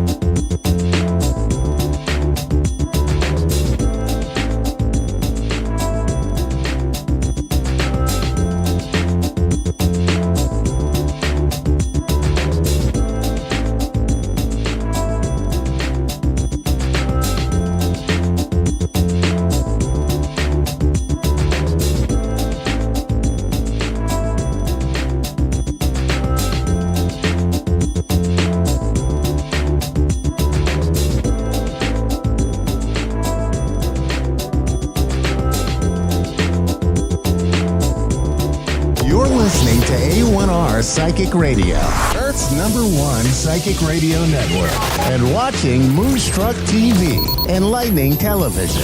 Welcome. Time for New York City Celebrity Psychic with Perry Lyons. Perry Lyons. Live from PerryLyonsBrilliance.wixsite.com/Perry Lyons. Connect direct. In North America, dial 888-454-2751. In London, 20-3519-2158. In Sydney, dial 02-8488-3147. Or online, contact us through our Facebook page, facebook.com/psychic radio. Or one of our websites, askoneradio.com or moonstruck.tv. This is New York City Celebrity Psychic on A1R, the Ask One Radio Network. Hello, my cherished ducklings. How are you? I'm Perry Lyons, New York City Celebrity Psychic. I am so happy to be here with you. I can't even tell you. And I hope you guys had a wonderful week. I did. So, and I'm here for you tonight to do what I call soul listening. I can't pronounce L's, so soul listening. And also, I'm here for you to share your questions, your hopes, your dreams, and I have a 89 to 93% verifiable evidential accuracy rate. So call in with your most pressing questions or your deepest hopes and dreams, and I'm here for you. I'm going to start out today with the tarot weather, as my darlings who are here every week, and you're in my prayers. Even those who are agnostics or atheists, for you, I do like, instead of dear God, it's like dear fluctuations random fluctuations in the space-time continuum, just so everybody feels included. I will say that I was brought up in a multi-denominational household. My dad was Jewish, my mom was Episcopalian, and I've got a Buddhist brother, a Muslim sister, and a fabulous family. And but yesterday and today are what's called a High Holy Day in the Jewish tradition. It's something called Yom Kippur, and it's a day in which we look back and think about the ways that we need to make atonement to others, ways in which we want to forgive ourselves for the mistakes we've made, because we're human, that's what we do, and ways in which we want to forgive others as well. So it's a very beautiful day. And if you want to take a little time today and start out with forgiving ourselves, because, you know, we've all, especially if you're tuning into this program, you're a very soulful person, and a lot of very soulful people have had a lot of very challenging things in their lives, which makes us more compassionate. But sometimes things can seem like, oh, why did that happen to me? And I find that just a simple process of starting out by forgiving ourselves, just forgiving ourselves. And as you might know, the word forgive comes from the Greek root meaning to drop. So forgiving means just to drop it, to drop the charges against yourself, to drop the charges against anyone else, and live in the freedom of forgiveness. Okay, that was very serious. So we're going to get a little goofy. I don't know about you guys, but I believe in moderation in everything, including moderation. So I'm usually very disciplined about my diet. I don't eat sugar. I stay away from carbs. I exercise. And today I just went, you know what? Enough of this. So I took a friend out and had a hamburger and German chocolate cake. And can I just tell you, occasionally doing something like that, it's so good for the soul. So if you've been incredibly disciplined about something, just from my own personal experience today, go have a day of not being disciplined. Oh, it felt so good. Oh my God, German chocolate cake. So we're going to start out with the psychic weather. And the psychic tarot weather is where I draw 3 cards. And each card is a different part. Starting today, it's the week to come. So the first card, we have Lena in Euclid, Ohio. Oh, I love that, Euclid. It's very, very scientific and geometric. So Lena, if you don't mind hanging out while we do the psychic tarot weather, just going to be about 3 minutes. And then I've got things to tell you. So here's how we do the psychic tarot weather. I draw 3 cards randomly. The first card is the beginning of the week. The second card is the middle of the week. And the third card is like, a week from now. And I will say I'm always shocked at how kind of accurate it is. I mean, even for me, you think like if you're doing it, it doesn't apply to you. Excuse me, I don't want you guys to think I'm topless. There. Not that there's anything wrong with that. So let's draw the first card for the first part of the week. This huge cardboard box of cards. There we go. And okay. Oh, wow. So the first part of the week, it's interesting because this does kind of chime in with all of my Jewish friends. Temperance is a card. You can see that card? Temperance is a card that means meditation, moderation. It means that if you have been indulging in anything to kind of take your pain away, drinking or smoking or I don't know, hanging out with 19-year-old acrobatic troops. But enough about my personal life. The temperance card says this is the first few days are a time to be patient with yourself. If you find that you've been maybe, drinking a bit much or just doing things to kind of numb yourself out, it's a good few days to take a deep breath and trust yourself. Trust that everything's going to work out. One thing I'd like to sort of throw something in here. One thing I've been doing this week is I found a baby picture of myself naked on a bearskin rug. But when we're born, we're this kind of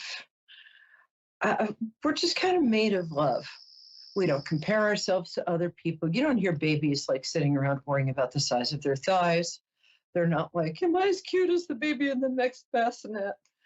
Babies are very self-accepting, and they're kind of made of love. If you want to find a baby picture of yourself this week, here's an exercise that really works and that I do with the people I work with. Look at that picture and have a friend, or you can do it yourself, but have a friend describe how they see the child in that picture. Is she full of wonder, or he, or they? Is that child look loving? Does that child look excited? You can really tell all of these beautiful qualities you were born with by looking at this baby picture of yourself and feeling loving towards it. And those qualities are the qualities you were born with. We never lose those. And it's a wonderful way to kind of reclaim, almost with evidence, our best selves. So try that. Let me know. I'm at perrylyons.com. That's PERILYONS.com. Very easy. And just send me a little email. Let me know, maybe a picture of yourself. I'd love to see it. And I'd love to reflect back to you the beauty and wonderful qualities I see in your baby pictures. Okay. So, okay. The second thing I'm picking this week is really interesting. It's the devil card. Now, the devil card is not scary. Okay, maybe it looks scary, right? It looks scary, I'm just saying. And it looks scary because it's these two people who are in bondage to this sort of scary looking beast. But it doesn't have to, you're not like fated to have the devil come get you, because, evil always contains the seeds of its undoing. The devil card just means that, again, along with the temperance card, this might be a week when you're looking at something that you're a little bit in bondage to. And I don't mean in an S&M way. I mean, that's up to you. But honestly, I respect everybody's personal choices in terms of sexuality, but it's just BDSM is just so much work. I'm sorry. I just say that because I came home once about 10 years ago, and a boyfriend of mine said he had a surprise for me, and he was waiting in my apartment. He's like, "Oh, I've got a surprise for you." Gorgeous 6'4" German guy, and he was dressed like a French maid. And I was like, "Oh, no, I respect that. I'm just too tired." and then he said, "Can I clean your apartment?" And I'm like, "Yeah, sure. Just start with the cat box." He's like, "I don't do cat boxes." I'm like, "You're fired, and don't expect references." Anyway, but enough about my colorful past life. So what these first two cards are saying is that you're strong enough now to not need any kind of crutches. I don't mean literally. If you're on crutches, keep your crutches. But you don't need to smoke anymore. You don't need that extra cocktail. You can trust yourself to have the answers and the serenity and the strength and the kind of divine intuition to know what you actually need and give that to yourself. So, well, that's nice. And the third card for me indicates that this is a really good time to ask for a raise or apply for a grant. Or and at the Six of Pentacles, for me, it's, as you can see, it's somebody giving people money. Because in the tarot, pentacles are money. It's earthly riches, right? And so it's a really good time to ask friends for help with projects, to maybe ask for a raise at work. And I think that this is a really good week for you because you're going to be discovering your own strength. You're going to be discovering that some of the things you thought were helping you and comforting you were actually, I mean, it's nothing against. I like a good martini myself. I mean, once a decade, honestly. But it's a good time to just trust yourself and trust that if you take a deep breath and you ask your higher power for comfort and direction, you're going to get that. You can even ask your angels, because trust me, they exist. All right, darling, are you still here? Thanks for hanging out. Lena, I'm still my here. angel. Hi, baby. I'm still here. Did I hypnotize you? I'm so glad you're here. Hi. You have such lovely Hi. energy. Hi. I like to Thank connect to you. people through their birthday. Sure. It's just true. I don't write the news. I just report it. So, Lena, tell me what day your birthday is. So that's how I like to connect to people. 8/13/85. Oh, looky, you little Leo. Right. 85, 73. Oh. But you're very determined, Leo. I mean, I know that I can feel with my heart's eye. What? Is that true? Yes, a lot of people tell me that. Yeah, I can hear it. And I would think that when you're really feeling your full lane of greatness, I would think that one of the most dangerous places to be in the planet would be between Lena and something she wants. So how can I help you, my angel? Does this have to do with your kids, or does it have to do with your career? Or it can have to do with anything else. More of my love life. Oh, I love that. And you're a Leo, so you always, whether you know it or not, you always have a line of how can I put this? Interested people lined up behind you. And don't even bother telling me that's not true, because I know it is. So you have it feels right? Yes, that's true. So it feels to me like you've got 3 different guys in this string. Is that correct?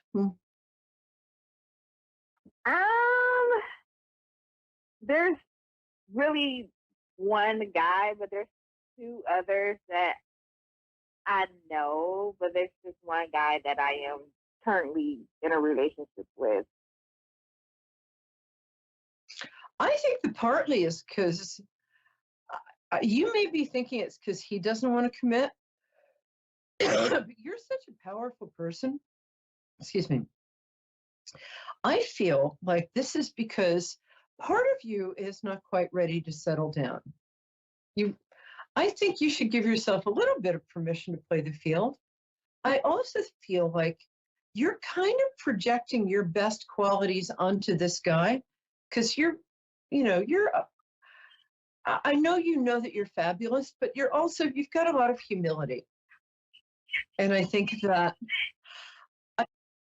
there's a part of you that feels like if you own all your fabulous qualities, and you have a lot of them, girlfriend.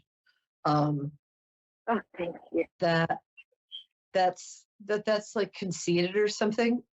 And I like this guy, but I think that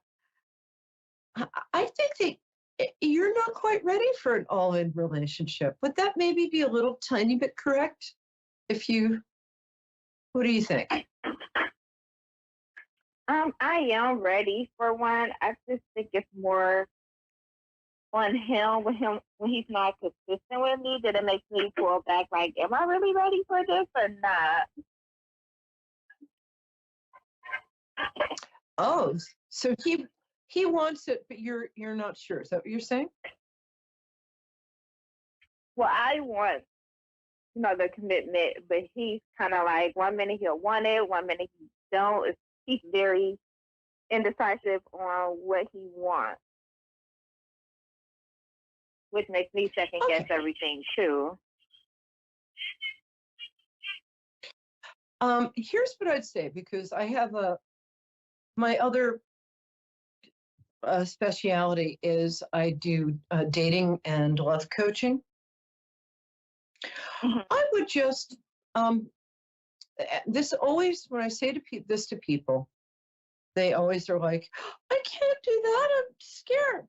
Yeah. So what I'm going to say is that I love men, the little dears. They're so adorable, but we let them get away with way too much. So I would say pull back. That's true. And it's like, hey, you know what? If you don't want the pretty's got other options, baby. You know, you gotta earn the pretty. And I can tell that you're both charismatic and really, you have these. I think you have these huge eyes.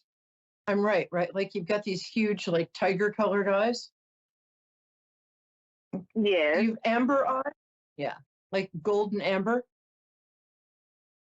I do. There you go. See, told you so. And also, you have a way of being that when you walk into the room, everybody's like, hi, Lena. Oh my God, where have you been? I just saw you 5 minutes ago. I don't care. Where have you been? Hey, baby. And I know that's true. I know that's true. Don't even bother saying it's not. So I think yeah, right? It's a great thing. Yes, it's true. It's nice owning your great qualities. It's really fun. So I think that he's just insecure. And I think that men respect what they have to earn. So I think if you just take 2 weeks, pull back, you don't answer his texts, you're busy when he asks you to do stuff. Let me tell you, nobody in the history of ever has ever become less interesting by being less attainable. You know what I'm saying? Mm-hmm.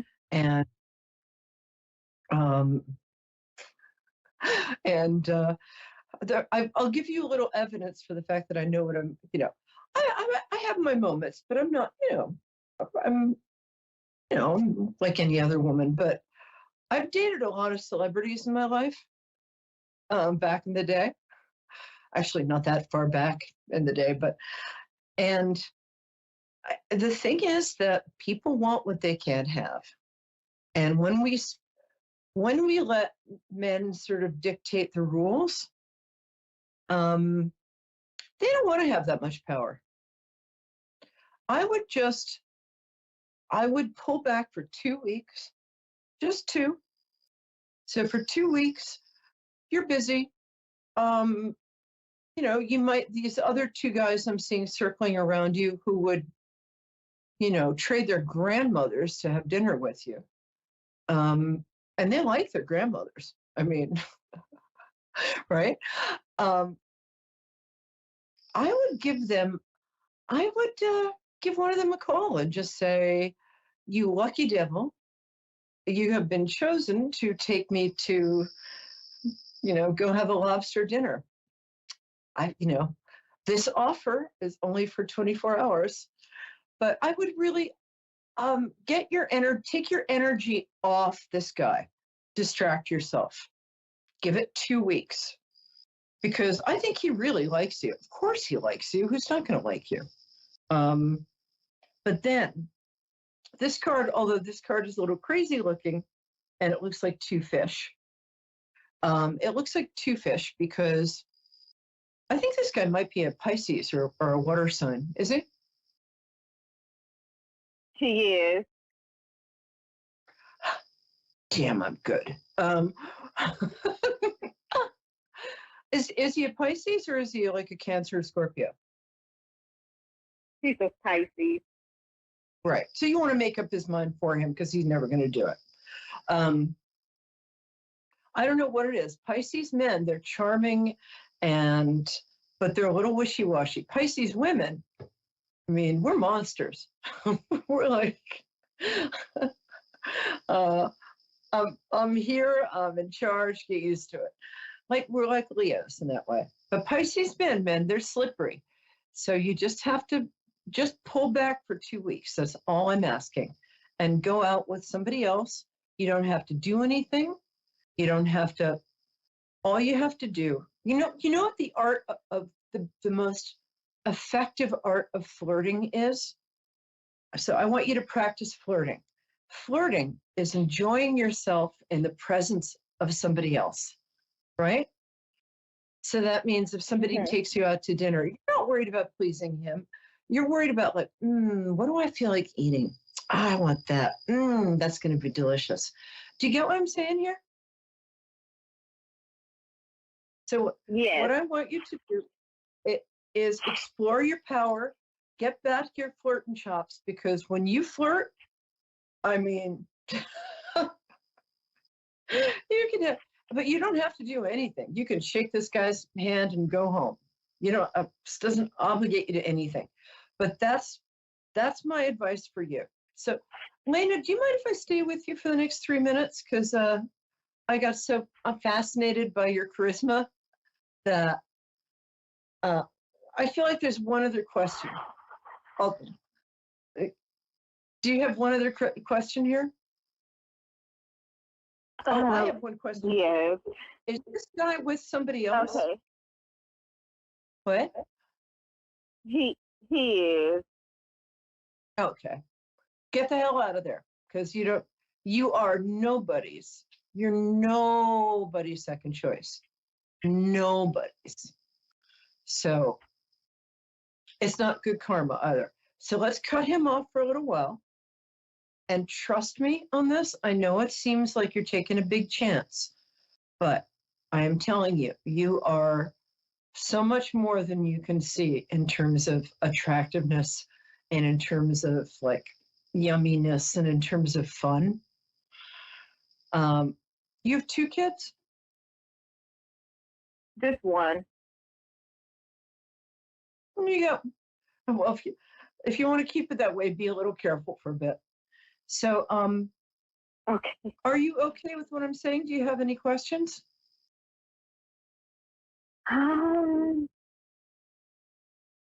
No other questions. Well, you did answer one of the questions. Well, you did bring up like he is with somebody else. He keeps saying he's going to leave this other person, so I'm not 100% how true that is. That's not true. You'd have to give him a reason to leave. And the thing is, men, or this guy in particular, want us to be strict with, is he married or they're just living together? They're just living together. Yeah, I didn't get married. I don't think they, and they have a kid together, right? Not biologically. He helped raise her children. Got you. Yeah. So he considers them his children. Right. So if he wants to get out of there, make him earn you. So I'm telling you, cut him off for a couple weeks. Make him, because listen, there's not a man on earth who doesn't want to have his cake and eat it too. And they can try to have that, but we don't have to put up with that. And you deserve so much better, especially because you've got a career waiting for you too that's really good. You're very good with people, and you're also very artistic. Have you ever thought of like you know, there are places like Pier 1 and places like that who are looking for people to sort of learn how to be things like interior designers. That's a talent of yours. You can make a home out of 3 sticks and a you know, a dollhouse rug. So I want you to look into just giving him the cold shoulder for 2 weeks, make him earn it back. He's right now, he doesn't have any reason to walk out of that relationship. You're going to give it to him. I want you to go out on dates with somebody else. And I want you to really take a big risk in terms of your career. You're very talented.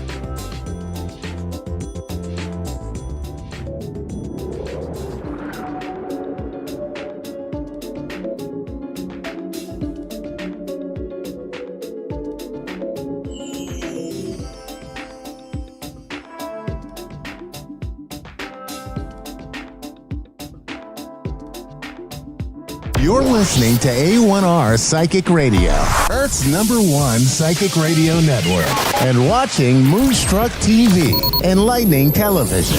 Welcome. Time for Soul to Soul with Medium Kelly Kristen.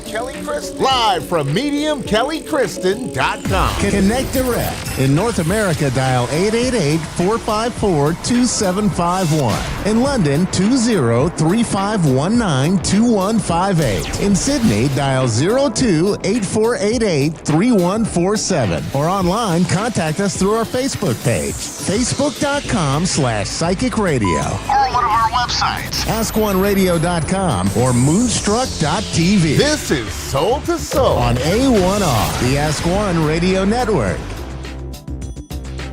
Hi, everybody. Welcome to Soul. I am your host, Medium Kelly Kristen, and it is fabulous to be here with you tonight. Thank you so much for tuning in to A1R Psychic Radio and Moonstruck TV. And I hope everyone had a great week. It went by fast for me. It seems like I was just on, but I'm glad to be here. And I thought while we wait for the caller, I would talk a little bit about what it means to be a good sitter. So I've had this question come up last week a few times.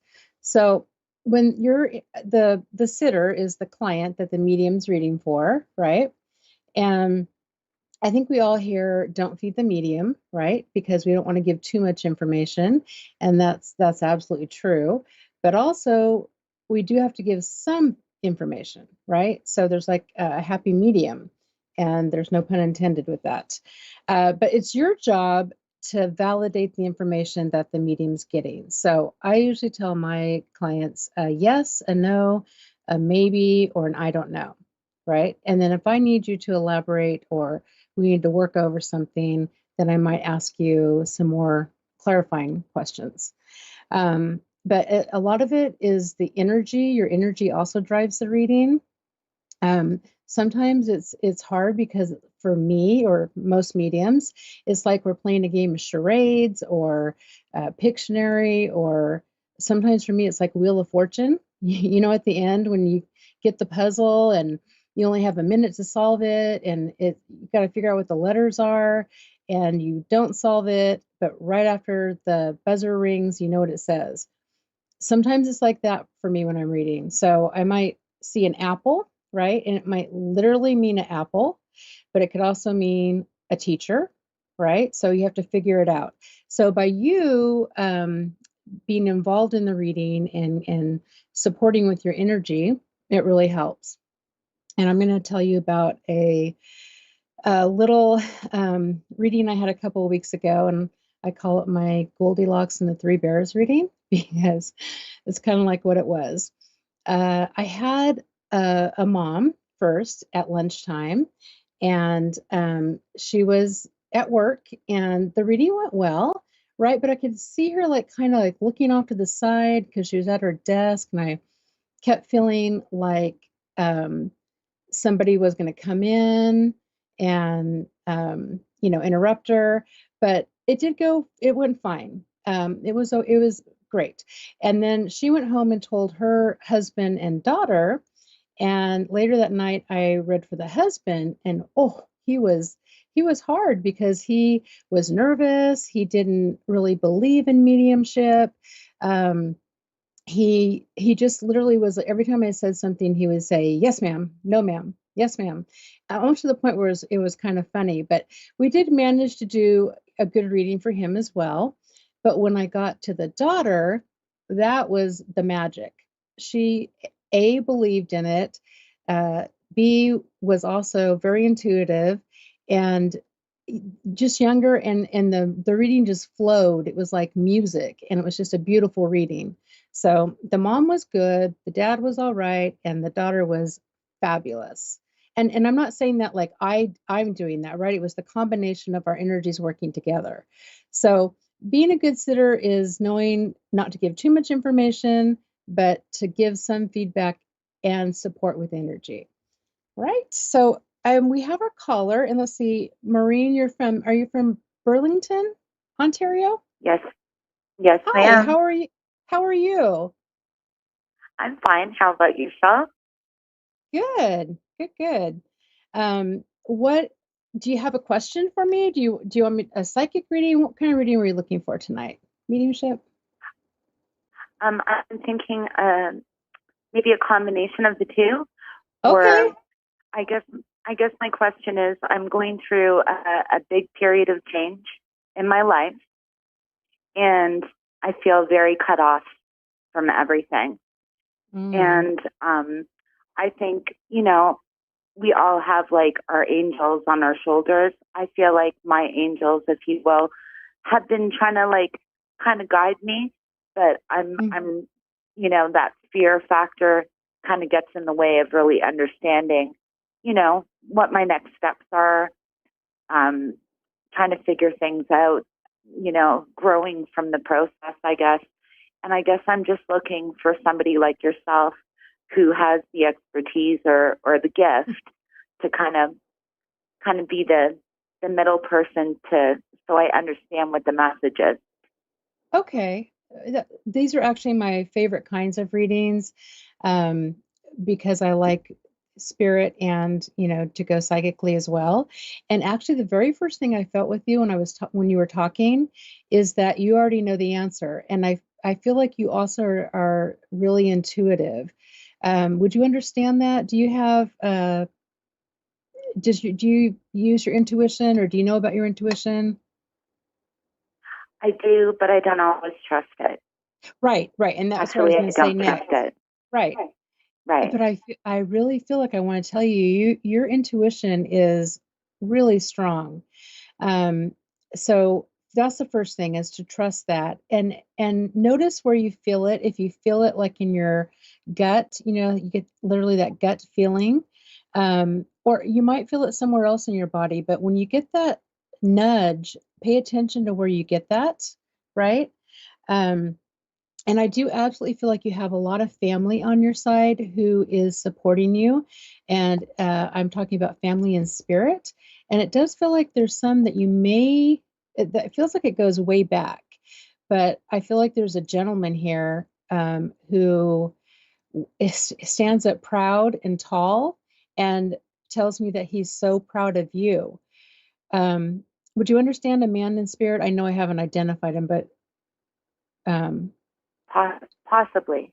okay. I would So just be difficult to narrow it down. right.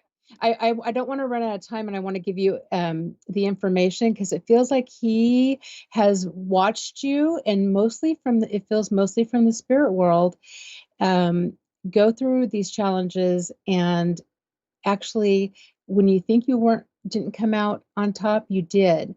Um, so working through, it feels like you've had quite a few hardships in your life, and it feels like that might be part of why you don't trust your intuition. But I feel like things are turning around for you now, and you have the support of this gentleman, and he feels like he is an angel, or he's joking that he's your angel. He feels I don't want to 100% say it's a grandfather, but he feels like that kind of energy. So I'm not sure if you have a grandfather in spirit who passed when you were young. Would you understand that? That makes sense to me, yes. Okay, because I feel like I just feel like there's something about him that he wants to tell you he's on your side, even though you may not have known him. And I feel like there's a lot of things about him that are similar to you. Um, the cut off feeling, I feel like I understand that, and I feel like you're guarding your heart. And I feel like this is a protection thing, and I feel like this is absolutely what you need to do. But it's time to kind of break off. I guess I see like chains on your heart, right? Like kind of just break those chains off and start to emerge your true soul self. And I wonder if you're wondering if there's what people are going to think of you. Is that part of your issue? Or is that Definitely. okay? Because I want to Definitely. say, yeah, because I feel like you're past that, is what it feels like. It feels like this is your chance now to break free and not have and leave the past in the past, and don't worry about what anyone thinks. Trust your intuition, because your soul knows best what you need to do to move forward. And I want to tell you, oh, I just got chills on that. And I want to tell you, you're not alone. But you do have a lot of people in spirit, and I don't know if you know them. And I also feel like there's a woman in your life that also is a lot of support for you. Would you understand that? Yes. Okay. Because I also feel like she's someone, I see her actually catching you, like if you fall, she catches you, and she's Yeah. there to support you, but you don't need her anymore, because in that, like that. I mean, you need her, but she can stop holding you up, because you can stand up by yourself now.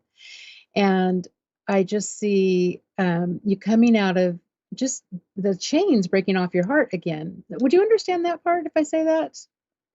Totally. Okay. Yeah, I understand that. Because I'm the kind of person that likes to hide in the shadows yeah, and and not really put myself out there.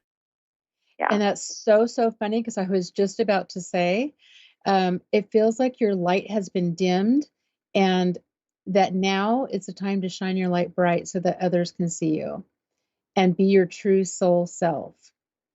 So funny that you said you hide in the shadows.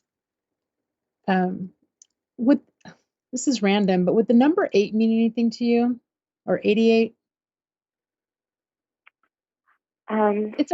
It's okay if it doesn't. I can't think off the top of my head now. Okay, it doesn't matter. I just had written it down, and I wasn't sure if it was an 8 or an infinity sign. And I don't know if that would mean anything to you. No. I have two daughters that are both born in August. Oh, okay. I don't know. It just popped up, and you know that's funny because I wrote 8 and then I wrote 88. So maybe that's the validation, 2 in August. But I always like to give it just in case it means something. Let's see what else. Do you have any other anything else you want me to expand on? It helps me when you talk to me a little bit. Well, like I said, I'm in the midst of a change. I suffered an injury a couple of months ago, and I have not been able to work. And basically that kind of threw everything up in the air for me. And so I'm trying to figure out, it's hard to let things go. Right. I'm trying to figure out whether it's time to move on. Yes. And focus, recharge and focus my energy somewhere else. Okay. Or perfect. if it would be healthy for me to go back there. Okay. It feels like this is you emerging, and I keep seeing the chains on the heart, but I also feel like it's like a butterfly coming out of the cocoon. I know that's really generic, but it just feels like you're coming out of your shell, literally. And this is the time for you to move forward, and you do have a lot of support, and a lot of it is your own strength. And I am so sorry we have 60 seconds left, so I have to say goodnight, but it was a pleasure reading for you, and I thank you for calling in. And I wish you the best of luck. Thank you so much. You're so very welcome. And for the rest of you, I will see you next week. Thank you so much for tuning in. It's good night for now. Bye-bye.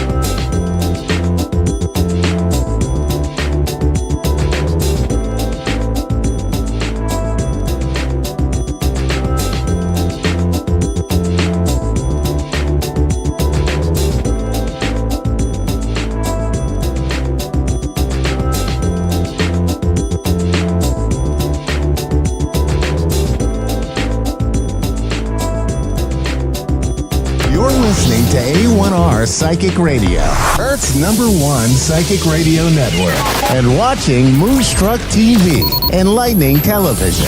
Welcome. Time for Soulfully Guided with Carmel Ann.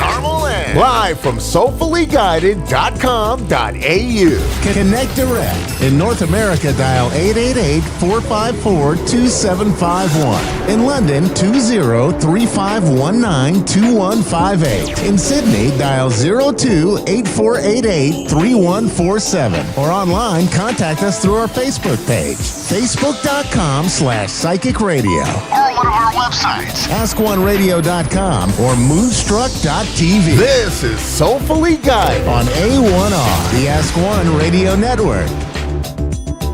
Hello and welcome to another week of Soulfully Guided. Thank you to our producers. Let's say they're great jokes, but they make me laugh every week coming on. So I wanted to say hello. I'm feeling and looking a bit more human this week than last week, which was a courageous week. Saying whatever was without any thinking or preparation. So I want to really show off my lips today and the intense lipstick I'm wearing, which is for a purpose. So if I just pucker up there and show off my lips, And the reason is I've got a badge too. So I've been really behind in keeping up this month. And I'm doing a Liptember. So my badge says to ask me about my lips for Liptember. Now, last week we did touch on mental health and what I call a mental health check-in day, which is your day to basically connect with yourself, your mental well-being, or whatever you're needing from yourself at that moment. For me, it was reading a book and laying down and having a pajama day. And we asked what self-care and mental health looked like for you. So I really wanted, before we go into a caller, so we are going to go into a caller today. If you're wanting a reading, please shout out to the radio and TV show, A1R Psychic Radio and Moonstruck TV, and our producer will have a caller on live for us on air. Now, before we get into that caller, I really wanted to give a shout out to Liptember and how important it is. So if you haven't heard about Liptember or you don't know what it's about, head over to their website, which is liptember.com.au. So that's liptember.com.au. Now, why I'm talking about them is because it is their month of awareness for women's mental health. Now, they raise funds that go to incredible places and organisations that support and maintain and promote healthy mental health and support when our mental health is challenged.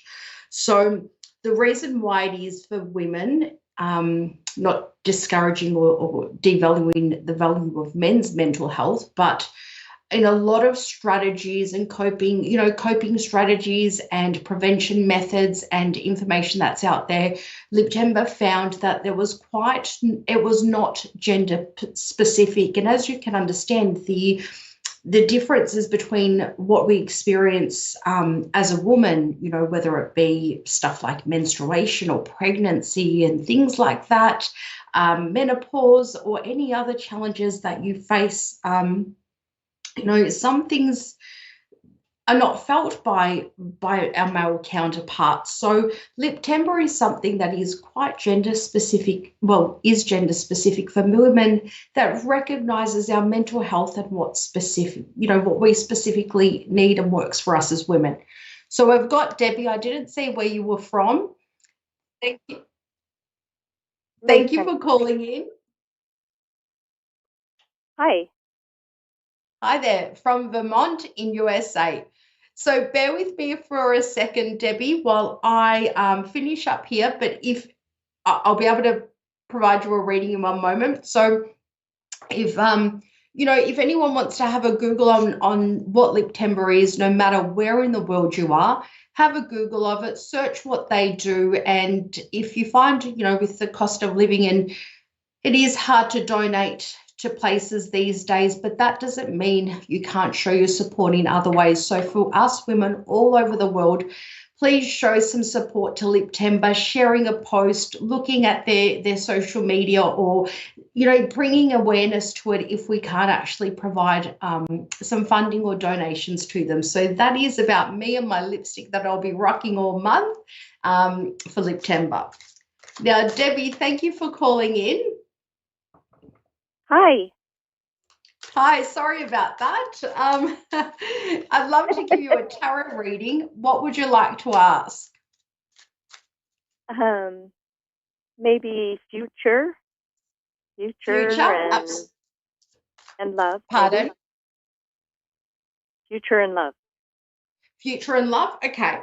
Yeah. So what I'm going to do, I know it's a mini reading and it's we're time sensitive. So I'm going to pull out some cards just to,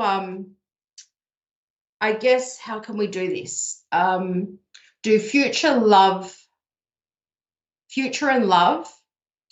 But I'd like a few cards to just give a general read on that topic, so it's not just about your future, that we can actually touch on some things that are active right now, so you get some credibility in me as well.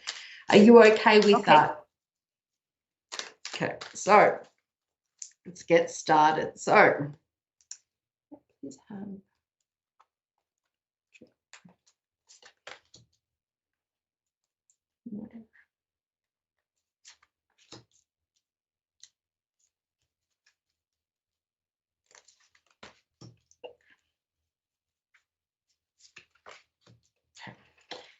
have some love.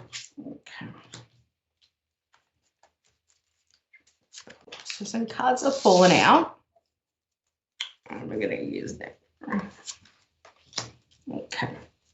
And some cards for the future. Okay.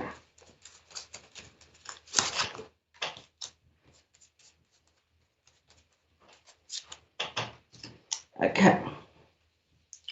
So let's look at all this and how do we. Okay. So there's various ways of saying that you're, you know, when we look at love and when we look at a general reading as at today, there are various ways of saying that you actually are physically exhausted and it's quite draining and you feel like you're always chasing your tail and that spark is slowly sizzling if it hasn't already. Does that make sense? Yes, it does.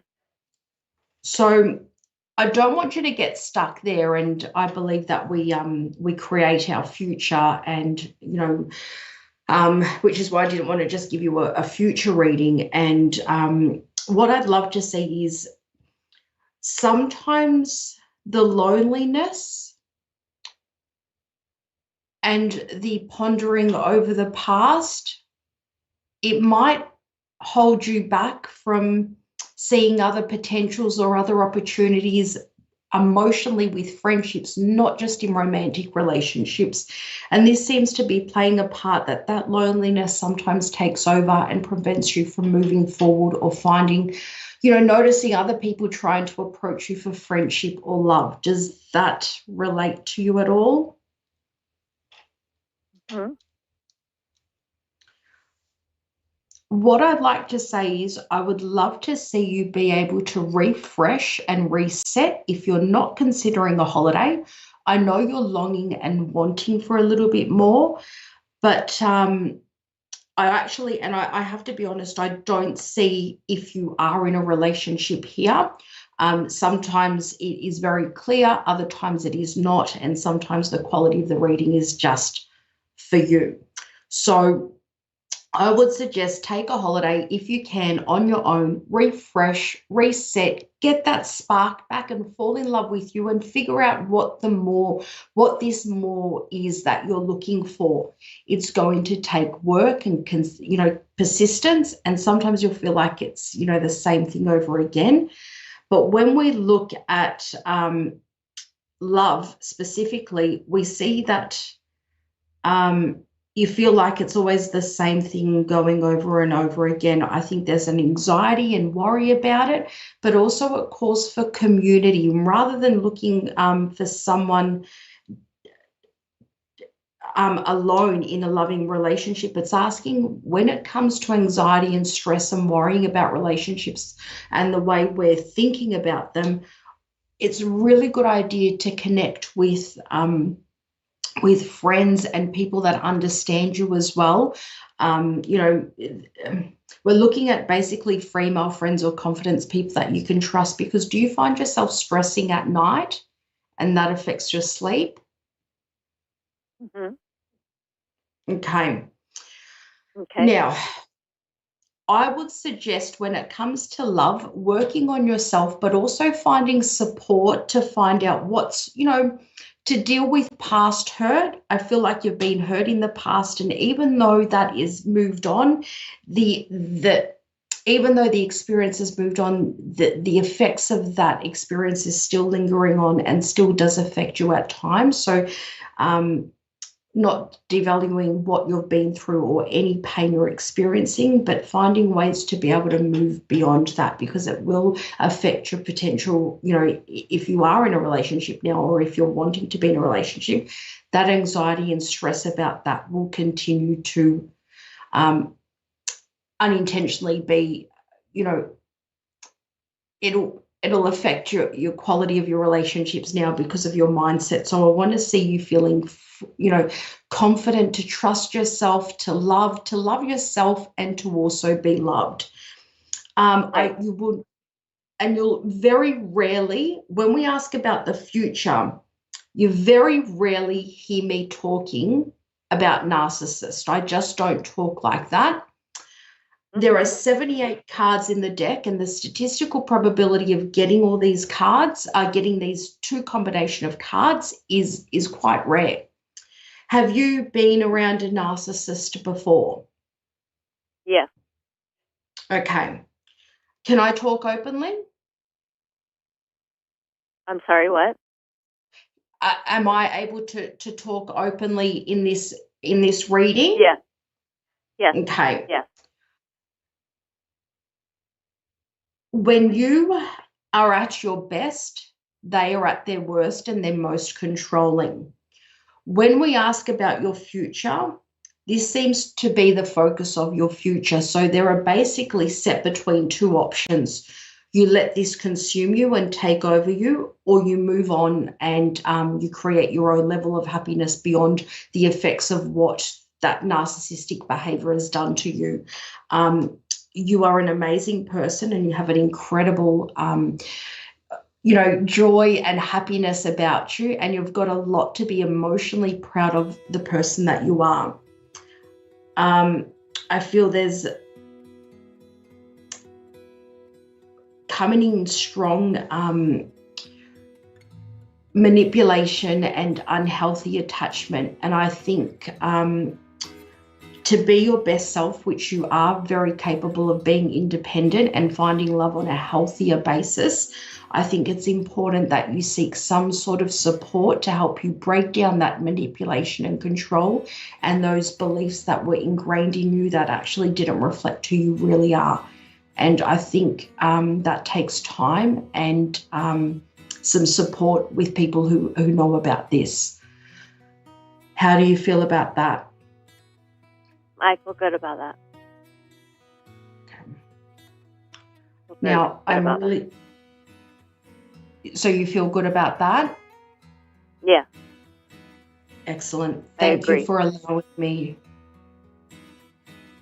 Thank you for allowing me to be so honest. I'm really sorry I haven't given you much chance to speak, but that is the end of our show. If you do want to explore that more, myself or other readers are available to you. Thank you.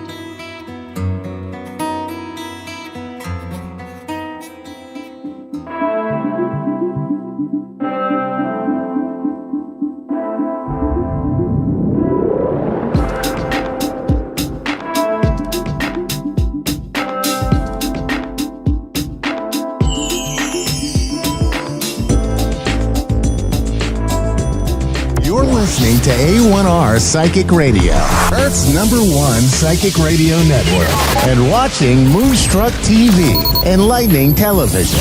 Welcome. Time for the Psychic Side with John Capello. John Capello. Live from johncapello.com. Connect direct. In North America, dial 888-454-2751. In London, 20-3519-2158. In Sydney, dial 02-8488-3147. Or online, contact us through our Facebook page, facebook.com/psychic radio. Or one of our websites, askoneradio.com or moonstruck.tv. This is the Psychic Side on A1R, the Ask One Radio Network. Hey, hello and welcome to the Psychic Side. I'm John Capello. I'm your host, and I'm delighted to be on the A1R Psychic Radio Network. You know, we're the #1 psychic radio network on Earth. And that brings me to our guest today. Our guest, we're going to have a good time today with a wonderful person that I've known for quite a number of years. And this is a program that you're going to want to save or share with your friends, because we may even make some news today. You never know. But today we're going to have Ken Cherry with us. And Ken was the Texas State Director of MUFON for many years. We're going to be talking about extraterrestrials and ancient mysteries and things like that, and something that Ken is quite an expert on. And he also has another group called Epic Voyagers, and that group does investigations on unusual activities. So it's like I say, Ken and I have known each other a long time. We were together on another network at one point, and And Ken asked me to be his guest host several times on his show when we were over there. So Ken, welcome to the program. How are you doing today? Doing great, John. Glad to be here. Thank you. Good. So, it's like I say, you've been doing this a long time, been studying extraterrestrials, and you've been out there looking into situations and events that have been unusual for a long time, and I think that it's taken a lot of courage for you because a lot of people just don't believe in these things, and now all of a sudden the government says, Right. Well, many years ago when I started these investigations and really became interested in the UFO ET phenomena, people did tend to think you're a little nuts, and the government line was to discredit anybody who made these sort of claims. So things have certainly changed quite a bit over the years. It's a breath of fresh air to see it so accepted. Yeah. Well, the thing is that the ETs or aliens or whatever you want to call them, they've been with us a long time, don't you think? They've been, or they've never left, maybe.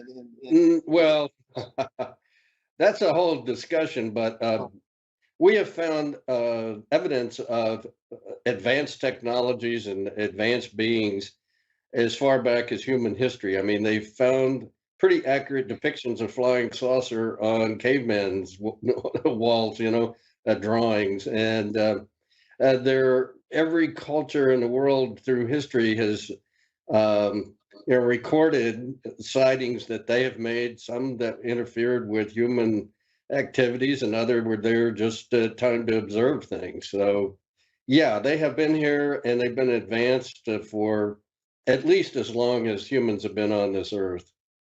Well, we used to be afraid of ETs because we always used to think they were here to eat us. And Jim Mars is someone you and I both knew before he passed away, and he says that he always said, the new generation is just used to talking about ETs, as a matter of fact, and they're not here to eat us. So why do you think they're here? Well, they've always been here, and I guess that one of the revelations that the people who don't in power, that don't want disclosure to the public, is that very reason, is that they don't want us to know that they live here. They're not extraterrestrial. They are terrestrials, and many of them live here and have lived here forever. And there's so much evidence of that we could have multiple shows on that alone. But the fact is, if they wanted to destroy mankind, they could have done it a long time ago in our infancy. Yeah. Well, that was a question I was going to ask you. If they are extraterrestrials, where'd they come from? But for me, I guess I've gotten to the point where I believe that they are part of a dimension that might be Earth related, and it's just, can you verify that? Is that also your thinking, or do you think Yes. from other planets? Just going back a moment to my MUFON days before I left and formed EPIC, I was the state director in charge of an investigation that went on for an entire year of the mass sightings that took place in Stephenville. During that period of time, I got so much. I was on television and magazines and newspapers all over the country constantly, and I began to get insiders calling me and saying, I can't go public with this information, but this is something that you need to know. And at first, I just kind of took it, with a grain of salt. But then, as one person's, story overlapped with another, then I began to piece together that much of what I was being told was true. One of them is that we have the intelligence services are aware of underground installations all over the world, and that are beings that have been here. They're very advanced, of course, but a part of so they're not all Chinese. Not all of them, no.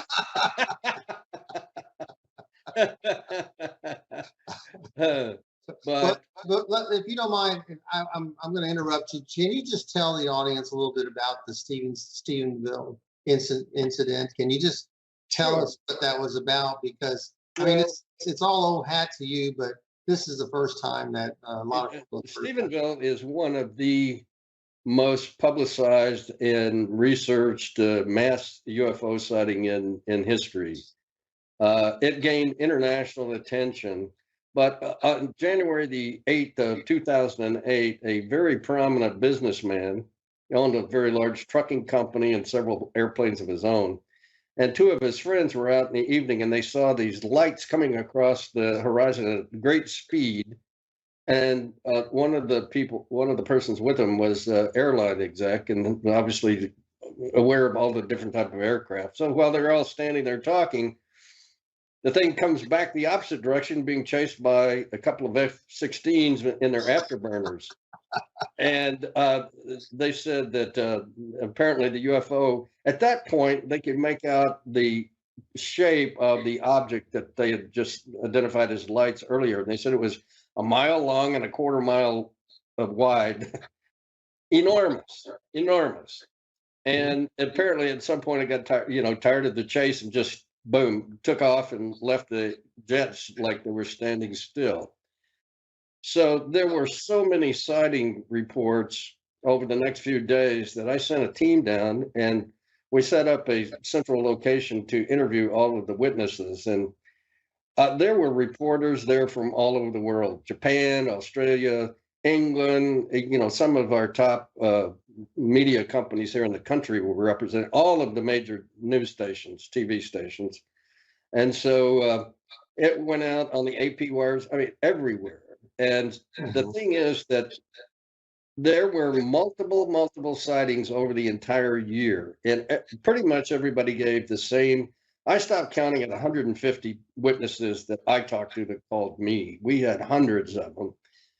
And even though it's a college town, there weren't any kiddos. These were all middle-aged and older folks who saw this. Yeah. Saying pretty much the same thing, that this was an absolutely enormous craft. I'll give you the bottom line. We were able to get multiple radar studies from the military, from the FAA, from public airports that confirmed the witnesses' stories of a UFO, in other words, an aircraft unidentified without a transponder going at the time and in the place that these witnesses were telling us.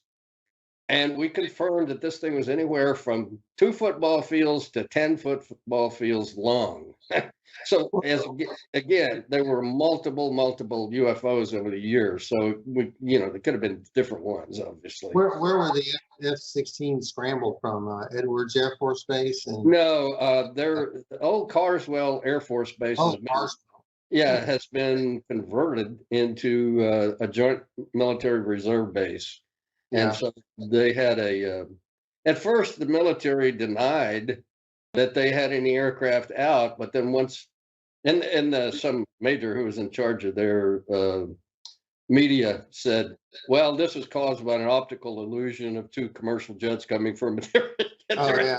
And we were getting reports from 4 different counties. I mean, it's impossible for all those people to see the same illusion. But at any rate, once they got wind of the fact that we had radars that proved that there were F-16s in the area, they recanted the story, but they were trying to make it go away, and it just made it worse. Yeah. Well, I'm glad that things are starting to shake out there, and that maybe we're learning more about it, and people are becoming more accepting of it. Now, you yourself have seen a UFO. You've had that experience. Is that right? Right. When I was a youngster, I lived in Duncanville, Texas, which is now a middle and upper middle class suburb of Dallas. But back then, it was sparsely populated and heavily treed, lots of critters and everything. And young boys back in those days, the kids stay gone all day long. Their parents didn't worry about them. And one day my dog and I were going through a stand of trees, and we came to a clearing. I looked up, and there was this silvery object going across the horizon very slowly. And then I had no idea. I was a kid. And then there was a different type of craft coming down from the horizon at a very high rate of speed. And next thing I know, that what turned out to be a jet started billowing smoke, and the pilot jumped out, ejected. And the craft, which they was trying to force down or interact with in some manner, took off, but it was a classic flying saucer that I had seen. So, back in those days, kids were to be seen and not heard. But whenever my parents got together with neighbors, the only thing anybody talked about was rescuing the pilot from the trees. His parachute had gotten hung up. Yeah. And nobody else mentioned the UFO that I had seen. So that was one of those kind of memories, like you'll never forget. Like where you when JFK was assassinated. Something traumatic has happened in your life. You're not going to forget it, and that was an early trauma. So later in life, I joined MUFON because of my interest in UFOs and that sort of thing. I left for a number of reasons, but one of them was the fact that UFOs were the only thing that MUFON was interested in, even though we got reports of different type of phenomena. Yeah. So I wanted to put together Extraordinary Phenomena Investigation Council that would look into all manner of extraordinary phenomena, And that's a good segue, because you are, you're also interested in the paranormal and ancient mysteries. And because I know you've had some paranormal experiences as well.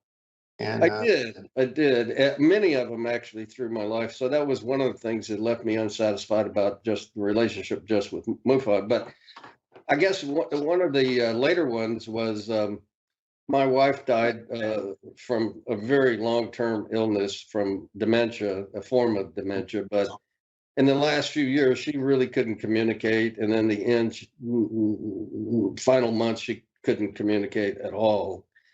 And I began to have a lot of paranormal activity around my home, energy, doors knocking, doors slamming. My dog would alert to them too, because so it wasn't just me hearing it. Even my dog, looked up frightened. And so I sought out the number one male psychic in the country, number two medium that I had seen. I had the privilege to host a number of times at meetings, who was able to give readings to people in the audience that brought them great relief from the messages that he was able to convey. And sure enough, when this gentleman was able to grasp my wife's ring, the conversation coming from him was just like my wife was sitting there, because she was saying the things that it sounded just like her, the kind of words she would use, and the demeanor and so forth. And it was just amazing, the things that, that was you, John, by the way. It was incredible. And it brought me a lot of closure and so forth. But she said, I want you to be happy. We talked about our children and maybe where we went wrong. And she gave me insight into that. And many, many other things were said. But in the end, you opened your eyes, John, and said, she doesn't want you to remember her the way she looked. She was about 85 pounds and just horrible, looked bad. It was tear-jerking. And you said, do you have a picture of her in a blue dress? And I said, absolutely. It's in my bedroom. You've never even been in my home. No. And it's a picture of her when she was beautiful in her mid-30s. And you said, that's the way she wants you to remember her.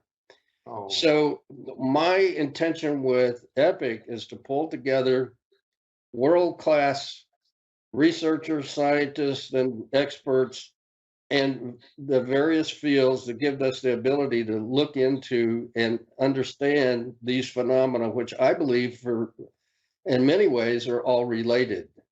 In other words, the paranormal, cryptids, UFOs, ETs, interdimensional beings. I think there is some relationship there that hopefully we can, piece together at some point. But at any rate, I believe that's the lineup that we have for our conference. Yeah, I asked you about that. The Yes. And then Dr. Sam, I wanted you to tell us a little bit about him. Dr. Sam is he is a world-class archaeologist. He has lectured all over the world to audiences of thousands, 10,000 people in some cases. His PhD is in pyramids, of course, and as he said, there are pyramids on every continent. And he is giving 2 lectures, one on Saturday, September the 30th, and one on October the 1st on Sunday. He discovered a pyramid complex in his home country of Bosnia that is larger and older than the pyramids in Egypt. And of course, he's gotten a lot of pushback from Egyptologists and others They want to be the oldest. who have a financial interest in not, this information not really being given much play. So, but he'll be talking about some of the amazing discoveries that they have made as they continue to excavate and uncover these pyramid complex. Now, some of those pyramids are a lot larger, aren't they, than the ones in Egypt too? Is that right? Yes, he has named them the Pyramid of the Sun, the Pyramid of the Moon, and I forgot, pardon me, the third one I don't remember, but it is a larger complex, much larger than the main one in Egypt. And some of the discoveries he has made are just amazing. Every season, there is apparently a season for these digs. And archaeology students and other volunteers come from all over the world to help in this process. And every year, scientists from around the world also join him, and they do different types of studies. And they've made some astounding finds that he will be talking about. And one of them will be the healing energy that they've discovered in this main pyramid. And I know people that have been there multiple times that just can't get enough of it. So anyway, as I said, he will be giving 2 lectures, and I think everybody would enjoy. I hosted him once years ago when he first started, and people kept coming and coming and coming to this large lecture room, and finally we said, "Look, we're full," and people wanted to stand anyway. Yeah. He gave a lecture for 2 hours with standing room only all the way around the room of this huge room. Not one person left to take a pee, go get a drink, anything. He had their attention for 2 hours. So, I know everybody will love, to hear because he'll go into the true purpose of the pyramids and all these ancient megalithic structures and so forth. So this is uncovering another area too that a couple of our other speakers are also great researchers in, but it is some of the technology that we have lost that the ancients had developed that even now is beyond anything that we have. So your conference, it's called We Are Not Alone in the Universe. Is that right? Correct. That is correct. Yeah. You have a website to that name. Is that right also? Yes, as we are, R is with an R, not ARE. So it's we are not alone in the universe.com. Okay. And now when is the conference? Can you tell us? Saturday, September the 30th and Sunday, October the 1st. And let me tell you, I severely underpriced this thing. Right now, a full day pass is $15 for 3 lectures and over 50 vendors, which will have all types of related, things that they will have to offer the public. But so you get a full day of lectures and so forth, and good entertainment for less than it would cost you to go to a movie these days at a theater. So that is quite cheap, because this is really one of the first or the first conference of its kind, at least in North Texas that I know. Yes. Right. Well, I held smaller conferences for, gosh, about 18 years. No. And then due to my wife's illness and then COVID, I had to stop doing them. And people kept asking me, when are you going to start having meetings again? When are you going to start hosting speakers again? Yeah. And so I thought this was the best way to come back and then, reintroduce some of our speakers and myself to the public. But so honestly, I'm not going to make any money off this. Well, that's great. But so what we want to do is give the maximum ability, for everybody to be able to come and enjoy our speakers. Mm-hmm. Well, I'm really glad that you're doing this because the more information out there is that we get is it's good because it takes the fear out of these things which are considered strange or unknown, and people get more familiar with it. And I know that there's a lot of people that say they have DNA from ETs, and we have other types of ETs out there. We have the reptilians and we have the grays. Right. We have. Can you enlighten us on some of that? Well, one of our speakers, Nick Redfern, who has written over 80 nonfiction books, and his is very popular. His books have been translated into a dozen languages, so his books are all over the world. Actually wrote about the bloodline of the gods that you were kind of hinting at. There were people who say that they have this blood or DNA of the gods who were here many, many years ago. So Nick will be speaking, and he's written on so many different subjects in his 80. This is a man who is absolutely brilliant. One time, he was visiting with me after my heart surgery, and he was writing, when he was in bed during my knee, and he was writing four different books. I said, how do you do that, Nick? He said, well, I write on this one for 2 hours, and this one for 2 hours, and this one for 2 hours. He puts in an 8-hour day, and I've never seen anybody with the ability to compartmentalize so much information, and it's all in his head. He's not sitting there researching and so forth. I mean, his mind is like an encyclopedia of the paranormal. So he's going to be talking about the Men in Black of all things, but he's written about Roswell and the secret FBI files on the stars who had contact with or knowledge of our UFO and ET programs and so forth. So there's a wide range of information, but these Men in Black tend to show up at important UFO events. I actually had was contacted by two of them with the Stephenville event. So I know they're real. Ken, are you going to be filming any of this? People be able to get a glimpse of some of these talks on YouTube later on. I'm going to. My cameraman bugged out on me, so we're working on that. Oh, you're working on it. Okay. All right. Well, we only have a couple of minutes left in the program. Is there anything else that we can tell our audience today? We're only a 30-minute program, but you've given us so much information already that it's amazing. I'd like to leave one comment. All of these recent revelations by the DOD and some of these spokespeople for various agencies of the government saying, the UFOs are getting to be a problem. They're invading our training space and they're a hazard to pilots and things like that. This is the disclosure that everybody's expecting the president to walk out with a little gray standing next to him and say, "Have I got something to tell you?" Yeah. This is the way the government is doing it. But the revelation is they're being forced to do this by the others.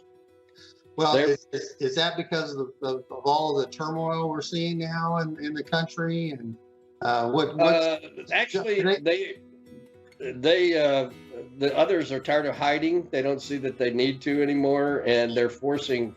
They've just said either you start this disclosure right now, or we're just going to make ourselves seen and heard and known around the world without you, and that could create the chaos you're afraid will happen. So. Okay.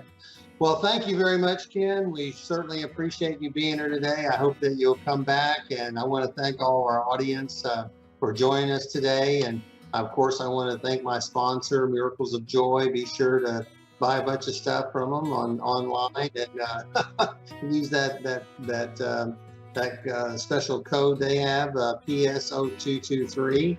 And be sure to like me on Facebook or on Instagram. I'm just about everywhere on the internet these days. But once again, thank you so much, Ken. I'm looking forward to being at the conference, and we want to say so long. Thanks a lot. We'll see you next week here on the A1R Psychic Radio Network. I'm John Capello, and this is the Psychic Side. Bye-bye.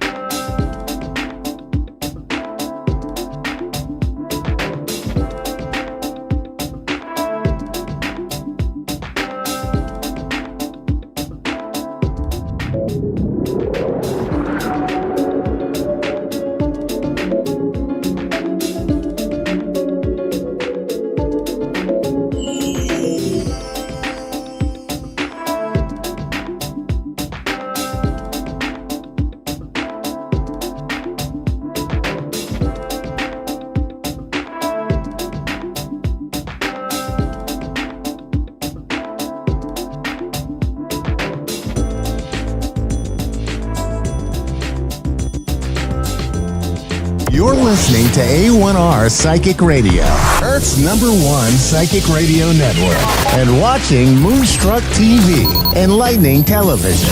Welcome. Time for Full Circle Wellness U with Renee Johnson. Renee Johnson. Live from FullCircleWellnessU.net. Connect direct. In North America, dial 888-454-2751. In London, 20-3519-2158. In Sydney, dial 02-8488-3147. Or online, contact us through our Facebook page, facebook.com/psychic radio. Or one of our websites, AskOneRadio.com or Moonstruck.tv. This is Full Circle Wellness U on A1R, the Ask One Radio Network.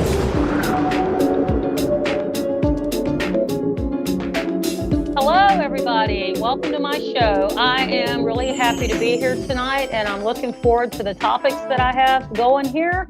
I wanted to start out by just saying, it's been an interesting week, and it's been a hard week, actually, the last few weeks. And I've been really praying and contemplating on how to share some of this information because, I often tell everyone to speak your truth, speak up, speak out. Don't allow your secrets to identify you or to contain you, I guess. And I'd like to practice that a little more in myself. I have, as you probably most of you know that watch my show and who know me, I've had a lifelong journey of health and healing.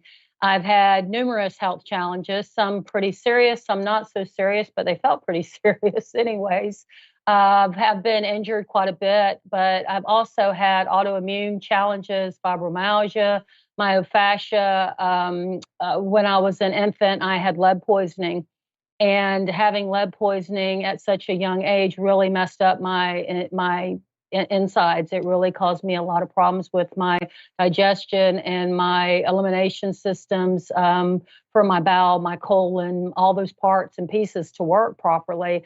And it's really been a hell of a journey, just to be honest with you all. It's not something when I was younger I would talk about because it was kind of embarrassing, being a kid. Nobody wants to talk about pooping or any of that good stuff. God forbid if we passed gas in class, everybody laughed. And, it was just this awful experience. So, for many years, I kept this stuff to myself. And then as I got sicker in my late 20s and 30s, I started learning that I had to speak up more, talk to your doctor, which that didn't really help me a lot. Got me a lot of good tests done so that I could identify what was going on with me. But at one point they thought I had Crohn's disease. They wanted to do surgery. They wanted to do all this medication. I never did any of those things. And I'm not telling you not to do them. I'm just saying for me, that wasn't the way to go. I'm very allergic to drugs, antibiotics. I haven't had them in over 30 years.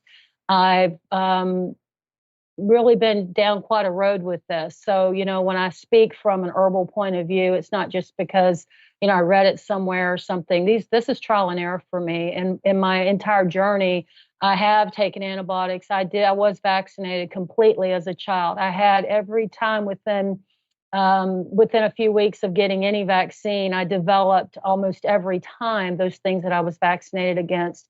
And being that I had lead poisoning, it probably attracted all the metals. They put a lot of heavy metals and chemicals in vaccines. And go research this, please. And I believe that it caused me to accumulate those heavy metals because when I had hair analysis done, it showed that I had very high levels of aluminum, mercury, thimerosal, these different things that are in vaccines. And, I wasn't a hat maker, so I wasn't playing with mercury. I never drank mercury out of a thermometer or anything. So I don't know where else I would have got subjected to that. Also glyphosate, which is Roundup's a big thing. DDT, a chemical that was spread around the world in the 60s when I was born, and my mother would have been exposed to that. We played, I think I said last time, we played running behind the mosquito trucks in the spray when we were kids because no one told us that it was toxic and it could kill you.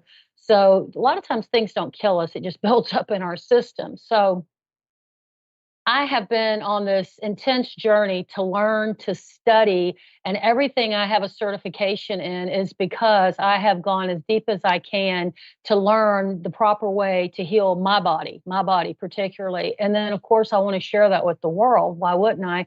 I've overcome so many things. I had IBS, which is irritable bowel syndrome. If you don't know what that is, it's a horrible, horrible condition. And doctors will love to tell you that, well, it won't kill you, so kind of get over it. Well, it'll ruin your life. It'll stop you from being able to live at your highest quality.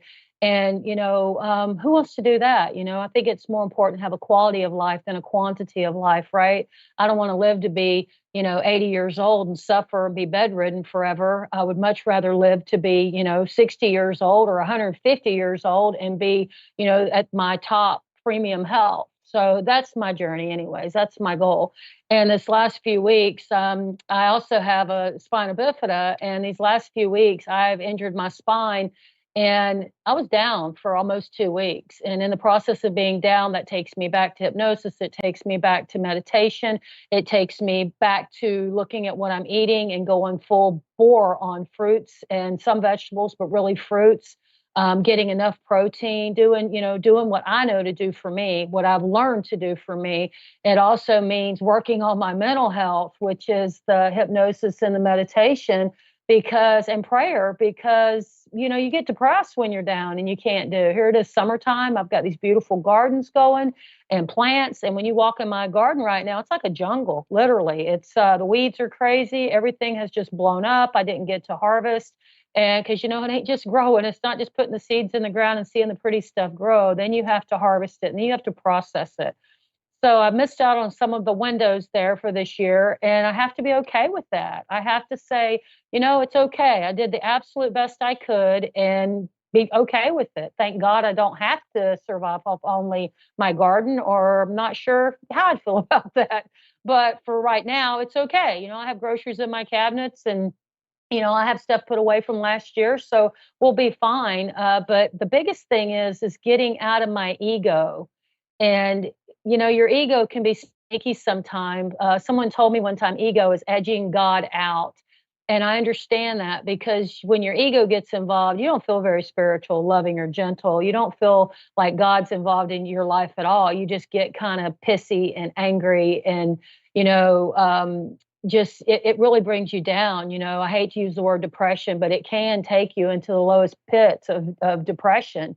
And it's a scary world now, because you can't just go out there and tell your doctors and people that you're depressed, because it affects your rights to own a firearm. It affects your family's rights. They can come in and mess with your kids and things. And we know this now in this new system of things. So we tend to hide that. So my show is supposed to be about truth. So, health and healing, mind, body, spirit. And that's why I want to share all these things, guys. It's very important for me to be totally upfront and just say, there's days that I have that I don't function very well at all. And then there's days that I'm like dynamite, man, you can't hold me back. I'm all over the place. I just feel great. And I have to learn my limitations and those days where I'm not doing so well. So if you're like me and you're challenged with your health on any level, and I mean any level, whether you broke your toe or you have full-blown cancer or some horrible autoimmune disease, I just want you to know I know where you're going through, and many, many people do. So don't keep it secret. Find people you can trust and talk to them. Reach out to me. Reach out to me on Facebook or, my email, or any way you can. Get in touch with me and let me know, how, just share your story with me if it makes you feel better. And then let me know what I can do for you. So saying all that, like this last few weeks, I've just felt like I've been like almost beating my head against a wall and getting nowhere, because I was doing excellent. Everything was going great. I hurt my back and having these problems with my colon and my bowels and everything. I decided to return to colonics. This is a topic that makes some people very uncomfortable. I'm sorry if I'm making you uncomfortable, but it's real. If you don't poop, you will die. Your body has to eliminate. It would be great if we all go once a day. People say you should go after every meal. That's wonderful. But the point is you have to go. We have to get the toxins out of our body. If you don't, you're going to have skin problems. You're going to have vision problems. You're going to have other organs start shutting down. Your legs can bother you, your feet. It can cause sugar issues. It can cause blood pressure issues. It can cause serious challenges that, if let go on long enough, can come into fatal diseases and illnesses and things, like cancer. It can create all these horrible things. So about 25 years ago, I learned about colonics. If you don't know what that is, I'll give you a little brief description, but please go check it out if you're having these problems. Some people have colonics done about 2 or 3 times a year just for maintenance, just to make sure their body's cleansed and that they get all the toxins out and what have you. But we have so many feet of intestines that there's no way that just taking a laxative is going to take care of everything. That's in the very lower part of the colon. And we want to be able to cleanse ourselves to get rid of the toxins and everything, so that when we start doing these processes that I talk about, drinking lemon water, eating fruits and using the frugarian system where you're really living on fruits to heal different challenges, you want to make sure that your body's clean enough, your colon's clean enough that all that can move through. Because I was foolish a few years back when I went to school for detox and got certified, and I did a few things that I shouldn't have, or not in the right sequence anyways. One, I had mercury fillings in my mouth. And being that I was in such a hurry to get healthy and get my body right, and I was really suffering at the time, I went ahead and started doing this intense detox, and I forgot about the mercury. Well, I ended up looking like a stroke victim. I was having all kinds of problems. They thought I was having seizures. The doctors had a whole bunch of reasons for what I was dealing with. What we learned was the mercury had broke loose from my mouth and had went into my brain, into my kidneys, and through my body. So that meant, one, I had to go to a special dentist, a holistic dentist. If you don't know what that is, holler at me, text me, comment, and I'll get back with you on this. And had to have those professionally, carefully removed and have them replaced with something that wasn't toxic, because mercury in the body will kill you, and it doesn't happen fast. It's slow. It's a slow death, and it's rough. It's nothing anyone wants to deal with, and it mimics so many. The symptoms of mercury poison mimic so many other diseases, conditions, that the doctors almost always misdiagnose you. So if you think you have Parkinson's, ALS, MS, all these brain tumors, you might want to get a hair analysis done, and it's a very simple process. It doesn't cost a whole lot of money. I try to share things with everyone that I've done. I'm not a wealthy, rich woman, so I try to do things cost effective as I can. And if it is a lot of money, I try to find the money if it's necessary to get healthy and make that happen. So, we have to take care of ourselves, because most of us have families that depend on us, or clients that depend on us, or friends, whatever. And if we're not taking care of ourselves, we really can't be there for other people. And, we also don't want to become the person that other people have to take care of because we were foolish and didn't respect our bodies and ourselves.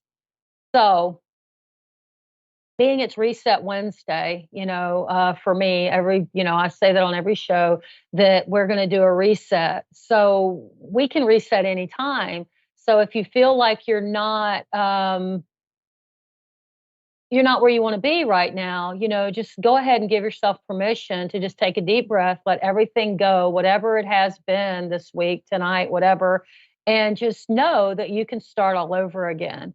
So, let's do that right now. So just close your eyes.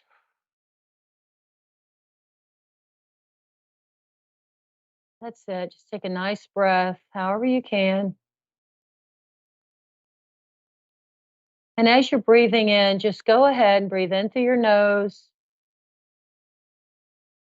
and out through your mouth. And as you breathe in through your nose, just breathe in love, light, health. And as you exhale, breathe out through your mouth fully. Let go of tension, tightness, stories that you've been playing in your head all day, stories, repeats of things that have happened to you this week or any time in your life. Just go ahead and grab that story, breathe it in, and breathe it out. Let it go. Oh, that's perfect. One more time. Breathe in through your nose and out through your mouth.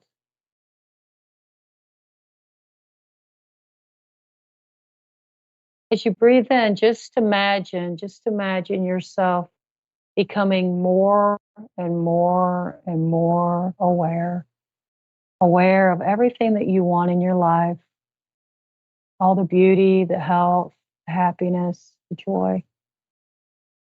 And then as you exhale,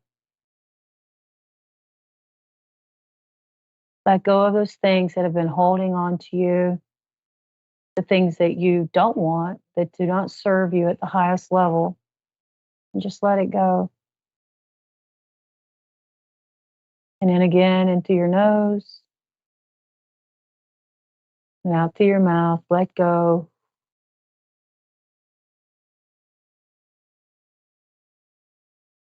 In through your nose and out through your mouth.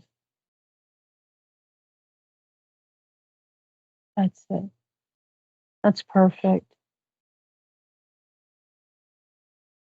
Now go ahead and open your eyes and just check in with yourself. How do you feel? Do you feel calmer? Do you feel as if you can just be in the moment now? That's right. That's perfect. And remember, anytime you're feeling stressed, no matter where you're at work or wherever, there's the anchor system that I teach that you can put your thumb, you see this, your thumb and your finger together and you squeeze it together. You can even do that while you're driving. And all the good stuff's in here. All the laughter and the joy and the fun and all the greatest days are all in here. And if you let go of those, out there's where all that other stuff is that you don't want. So when you bring your fingers together, you anchor right back to all that joy and peace and harmony. That's right. And that's how you reset. And when you're challenged and you're having hard times, you might need to reset more than once a day or once an hour, when you're at your most max challenged in this world. Sometimes it takes a little more to get back to where you need to be, where we choose to be. That's right. I'm so glad I get to share this with everyone. And I pray that you all use these tips because they're very powerful, and they may seem like they're not, but the more you use them, especially this, the more you use this anchor, the stronger it gets. So if you're having a great time, you're at a kid's birthday party, all the kids are giggling, put it in your anchor. Just squeeze your fingers together and put it back in your anchor. You're out playing with your dogs and they're being silly, put it in your anchor. It's a beautiful day out there in the garden and bees are buzzing around and the flowers are, put it in your anchor. And then it'll be there when you're ready for it. So speaking of the garden, something I learned through this health challenge this week, this is parsley, just good old parsley. We get it at the store, or you can grow it, and you can grow it so easy, and it just grows and grows. I just want to tell you that. It's really amazing how well this stuff grows. And parsley is a phenomenal plant, phenomenal herb. It is a plant that helps us with, first of all, it helps with swelling. So edema, if you have swelling from a condition or circulation issue or what have you, you can use parsley. I like to use parsley as a tea because it's so simple. You use a lot of herbs as a tea. Just chop them up, throw them in a cup, throw some boiling water over them, let them sit 10 minutes, strain them, and drink the tea. And you can do this, I would say probably about every 2 hours for one day, and then I would skip a day. With most anything, you don't overdo it. You can overdo just about anything, even natural stuff. So you want to, gauge it. But if your ankles are swollen, you can measure your ankle and then, with a tape measure and write it down, drink you some parsley tea, wait a couple of hours, measure your ankles, write it down, do that 2 or 3 times. And I can almost guarantee you that your swelling is going to go down. and you're going to be stronger and healthier than you were before you started this. Parsley is good for your kidneys. It's good for your immune system. It is for your eyes. It's for prevention of kidney stones. It is just an absolutely amazing herb. And like I said, I try to bring you things that aren't going to cost you an arm and a leg, or they're impossible to get. So you can get curly parsley. You can get dark moss parsley. Sorry. You can get flat leaf parsley, Italian parsley. All of those will work just the same. Just remember, with any plant, the darker it is, the healthier it is. See how dark green that is? It's just beautiful, right? And then something else you can do with it, and I did this a couple of days ago, you can make pesto. So this is actually basil pesto. I don't know if you're going to be able to see this in this jar. Can you see this in the jar? It's oh, it smells so good. It's very simple to make. It's all raw ingredients. It's a little bit of olive oil, your basil, your garlic, powdered garlic, chopped up garlic, raw garlic would be best. And at the end of it, after you get it all processed together, if you don't have a processor, you can even use a knife, whatever you got. You can you go ahead and add a little bit of Parmesan cheese to it if you like that. You don't have to add the cheese, whatever. But it's really great on with, you can make this with parsley, you can make it with other herbs, but it's really great like on bagels, or it could go on your salad. A big scoop of it could go in a bowl of soup. You could just eat it by itself. You know, some people eat crackers. You could eat it with some good crackers. But the idea is just to get it in your body. You know, that's the key. We got to get it in there so that it has time to work. And by learning these things, these simple things, you know, we can, basil's another one that grows really easy in a lot of places. It's perennial. It just keeps growing. Here in Tennessee, unfortunately, it's an annual. My parsley returns, but my basil does not. And we can grow that in pots, so you can bring it in your house and you can have it year round. You can also make you can take the basil or the parsley or whatever herb, but the parsley we're really speaking of, you can chop that up and put it in ice cube trays, and then fill the ice cube trays up with olive oil or grapeseed oil or some kind of healthy oil, and make ice cubes out of it, and then separate them when they're frozen, throw them in a bag, label them, throw them in multiple bags and label them. And you can pull those out in the middle of winter when you don't have these things perhaps, or maybe you can't get to the store or whatever. And you can have like winter or summertime fresh parsley or these other herbs. And if you don't know that, you know, it's just a cool little trick, and it's a nice way to keep those things on hand. It's really important for us to learn at this time more about the plants and what grows naturally and things that we can grow simply and easily. This stuff is not just food, it is medicine. And I mean strong medicine. From the parsley to the basil to the oregano, things that you have in little jars in your kitchen can save your life. And that's with the serious viruses that are going around, from, you know, injuries. When I got wasp stung a couple of weeks ago, paper wasp got my hand, all I used was natural remedies. And it was down. They told me it would take about a week, or they, you know, my books and things said it would take like a week. Google said expect a week, and I think it was over in like 3 days. And I immediately, when I got stung, I ran to the plantain, I ran to my yarrow, and got those, and got the in the wound immediately, and made a spit poultice out of it, which is, you know, an interesting thing. And then you wrapped it up, and I came in the house and I immediately got it on ice, and then went from there. So, you know, we can't always get to, you know, medical treatment. And if you believe in that, that's great. I don't personally. If I can do it any other way, I'm going to. And if I'd have went to the hospital, they probably would have gave me some chemical or something, injected me with something. And because I'm so allergic, I'm not going that route. You know, I'm going to do everything I can as natural as I can. Not to say that if I thought I was in a life, you know, situation, that I wouldn't go to the emergency room. Of course I would. But by the grace of God, I did not need that. So I didn't have to do that. But when we learn all these herbs and plants, what we're doing is we're giving ourselves a backup just in case, things flip upside down in this world as they are in a lot of places. I mean, look what's happening all around the world with these earthquakes and these fires and these floods and things. These people can't go to the pharmacy, but hopefully they have some kind of remedies put back, because you can make tinctures, which I'd love to teach you.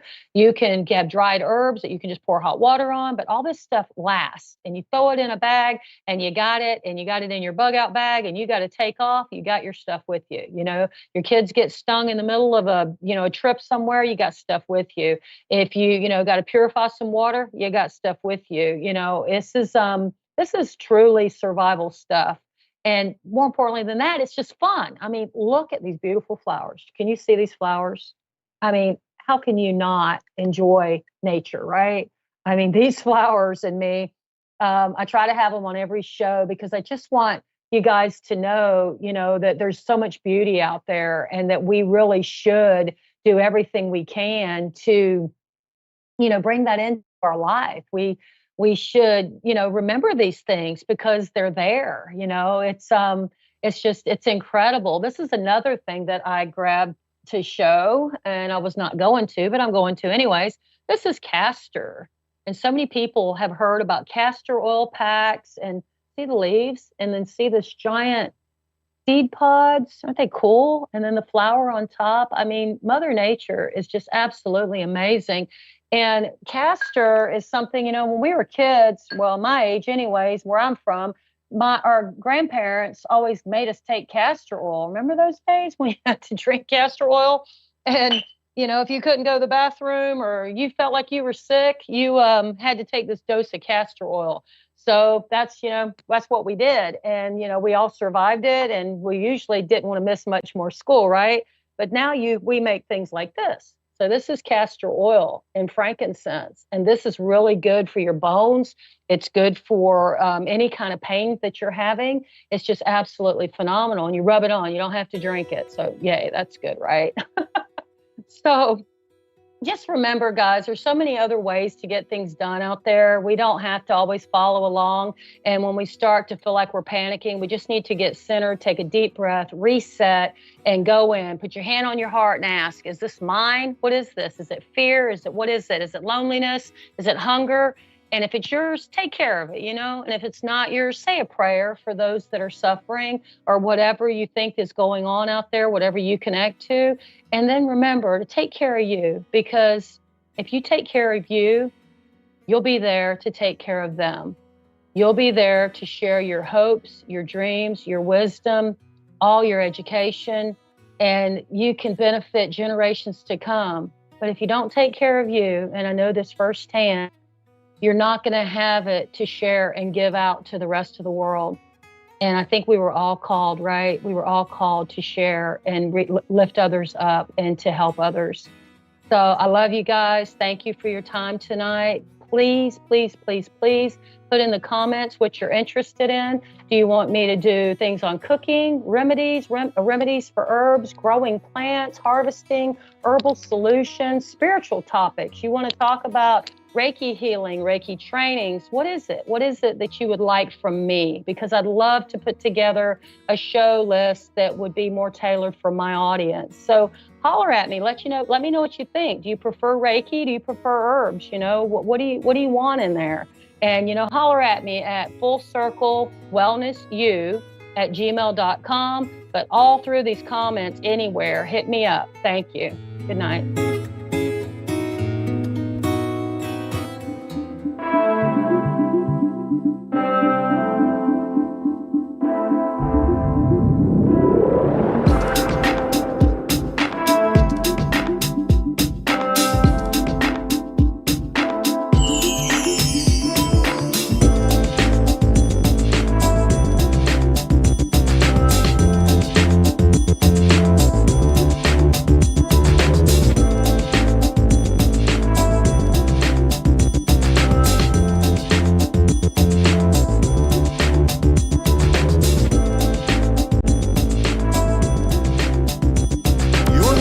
A1R Psychic Radio, Earth's #1 psychic radio network, and watching Moonstruck TV, enlightening television.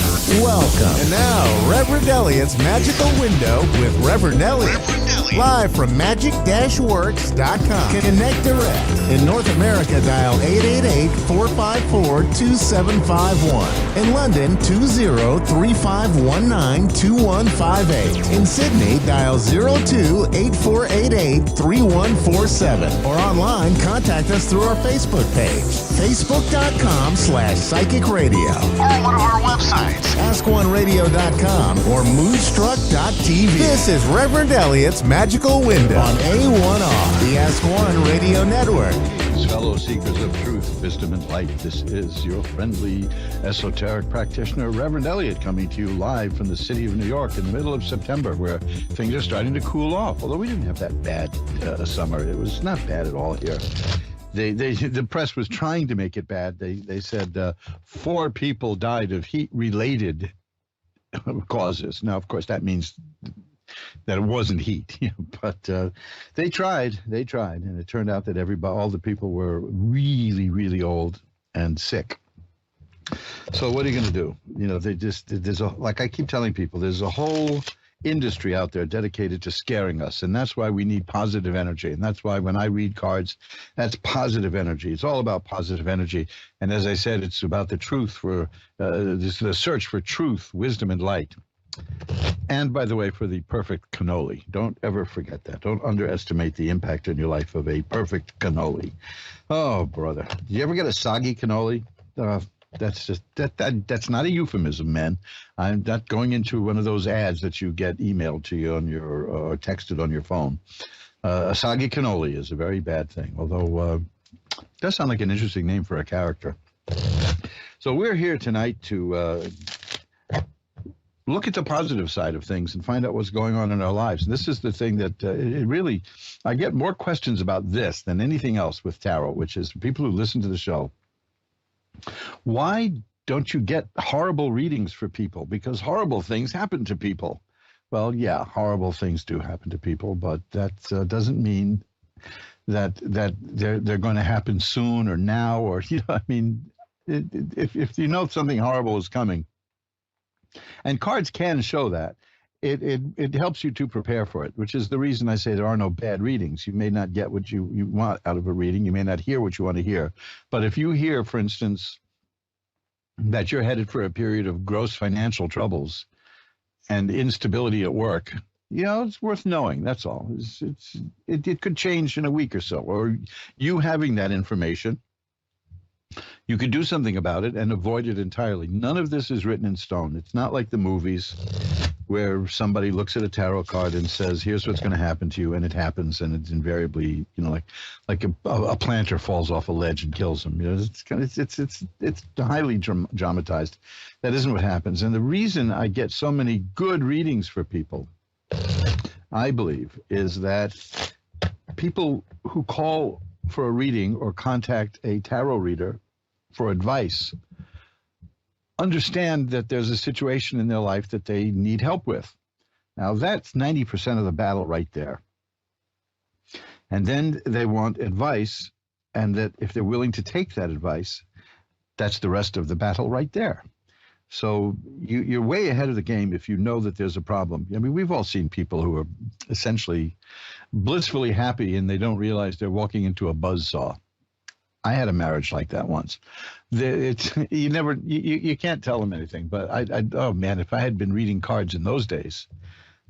But as I say in my book, I detail how I discovered all this stuff in Reverend Elliot's Magical Window, the book and CD set that'll show you how to read tarot.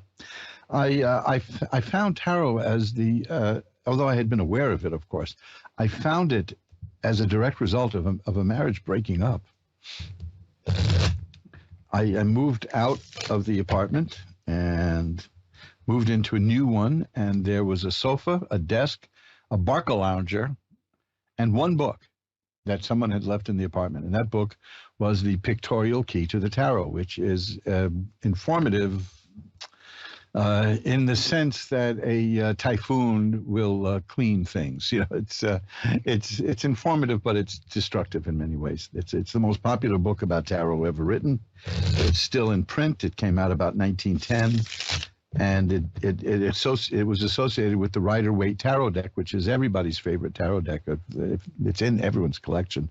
It's always the first one people get. I'm not using it to read now, but I have a Rider-Waite deck right there on the desk here. I'm using the Hanson Roberts tarot, by the way, for those of you who are curious. And the book is just awful. The book is filled with sentences that are paragraphs long, and it hides more than it conveys, which is not good for an informative book. But it got me started. It got me curious. It got me, at least I realized I was reading nonsense and gibberish in many parts of that book. But I do have a chapter on that book in Reverend Eliot's Magical Window, the book and CD set, because I just want to show how poorly it's written. And I don't want you to be dissuaded. I know for a fact that there are many, many, many people who want to learn tarot, and they get that book, and they never give it another look again after trying to read it, because it's indecipherable and it's not you. It's not that you're unintelligent and you can't read the book. The writer was into obscuring things, and he wrote endless sentences. I have one sentence in that from that book in my book, Reverend Eliot's Magical Window, and I analyzed that one sentence, and it goes on and on and on. So if you have a passing familiarity with tarot and you want to learn more about it, don't shy away from The Pictorial Key to the Tarot by Arthur Waite. But understand that you're not going to understand it. And it's not a reflection on your intelligence. It's that he didn't want people to understand it. There are outright lies in that book as well. He does this. They used to, in the old days, the occultists would call that a blind, where they were very proud of themselves for putting blinds in books so that they could mislead people who read their books and then really not learn anything. What the hell was that about? Why would you want to do that? Why would you put blinds in a book that purports to teach people things? So this is all by way of saying that something bad happened to me, and that's how I discovered tarot cards. And here I am, reading tarot cards for the world. You can do it too. It's not as hard as you think. I've been threatening for a couple of years. All of us got derailed for the last 2 years. Maybe I'll just get back to do this, but I do have a series of books. Well, let's rephrase that. I do have a book that is meant to be the beginning of a series of books called Magic Made Easy. Easy, see, it's cute. And it is, it will show magical things with no blinds in a very simple, direct, and easy to understand way, and get you on the path to doing magical work. The first one I have now is about meditation, and keep that in mind because I'm going to talk about that later. And I did want to do a book on how to, not just how to read tarots, but tarot cards, but how to function as a tarot reader, because those are two different things. You can learn easily from many books what the meanings of the cards are and how to interpret the cards. And there are loads of books that just have all kinds of complex layouts for the cards, but they won't tell you how to do this as a professional or an amateur. It's fun at parties. I knew a card reader who just dismissed the whole thing as party tricks. But then again, she just didn't want people to take it too seriously. The books that I have had a lot of help with in my career of learning tarot are also listed in my book, Reverend Eliot's Magical Window. I have a bibliography in the back. So it's really, contrary to many books, this one is designed to get you going and learning as much as you can about the cards. But I don't know that I've ever really seen a simple, direct guide to how to become a card reader. Something like, so you want to be a card reader. It's one of those kind of books. Maybe I'll do that. I certainly don't want to do card reading for dummies, because if you're a dummy, don't bother reading cards for people. Just don't do anything. Just sit there and look at Netflix. But that's by way of saying that I've been meaning to do that, and I started it when all of the pandemic and all that derailing, and it's really been an upheaval in people's lives. So I'm glad we're getting back to normal, and that's the reason I want to talk about the meditation book. Because there's a lot of people in politics, and I'm not blaming the politicians. I never blame politicians for the horrible things they do. I blame the people who elect them, knowing what they're like. You know, when you elect somebody with a long record of doing X, and then he promises to do Y, and you elect that person, and that person does X again, whose fault is it? You know, they lied to you, okay. But why would you take the word of somebody who's already revealed their nature to you? So this is not, what I'm about to say is not about politicians or parties or any of that. We're living in very, very difficult times because there are a lot of people making it very, very difficult. Politicians are making it difficult because they want to retain power. The more they can declare emergencies, we have a little disease that popped up here in New York City recently that is 100% not fatal. It only affected a small percentage of the population, and now it's gone, and they've just declared a state of emergency over it. So you see, when there's a state of emergency, politicians can do all kinds of stuff outside the Constitution, and they relish that. There's another group of people that know that the more frightened you are, the more likely you are to consume their product.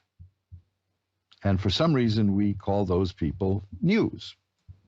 I mean, I spent a lot of time working with news people, and I can tell you that that's a problem. They are really, they used to say if it bleeds, it leads, but now it's all about scaring you. So this is where meditation comes in. It's very important, and so few people know how to do it because it's difficult. It isn't easy.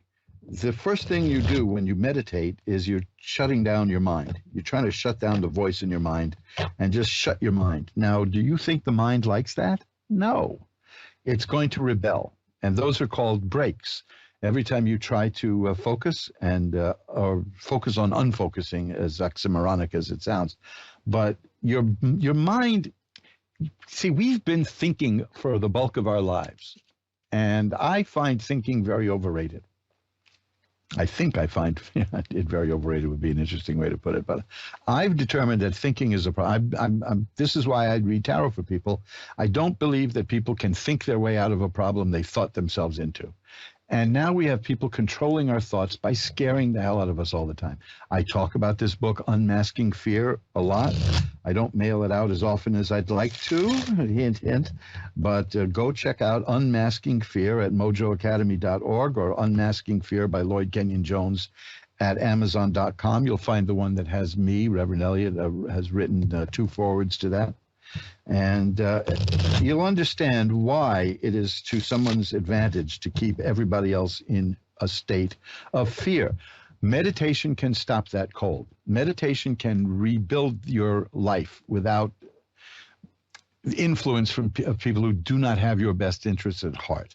And one of the things you can do is cleansing.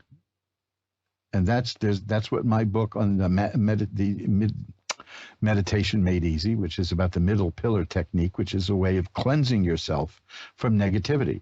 There's also, if you go to magic-works.com, magic-works.com, and click on meditation, you'll see that there are a few CDs there. One of them I highly recommend. It's a chakra cleaning. And now, as long as I brought up the word, don't, and if somebody starts telling you it's chakra or it's chakra, if they argue about that, just forget them. You know, they don't forget it. These are not grounded spiritual people. It's like all, right? We all know what all means, or do we? All can mean the thing that you punch a hole in leather with. All can mean everybody, but to my friends in Arkansas, it's petroleum. Going to get to the all well, going to get some all for the car. Now, that's just regionalism. So don't worry as long as you know, if I say chakra or chakra, you know what I'm talking about. These are energy centers in the body. And this is important. This needs to be cleansed. And I'm bringing up meditation, not just to promote a book of mine, because the book is under $10. And if you look at my website, you'll find how to knock 15% off of that too. The reason I'm bringing this up is to help give you the weaponry to counter the people who are trying to pollute your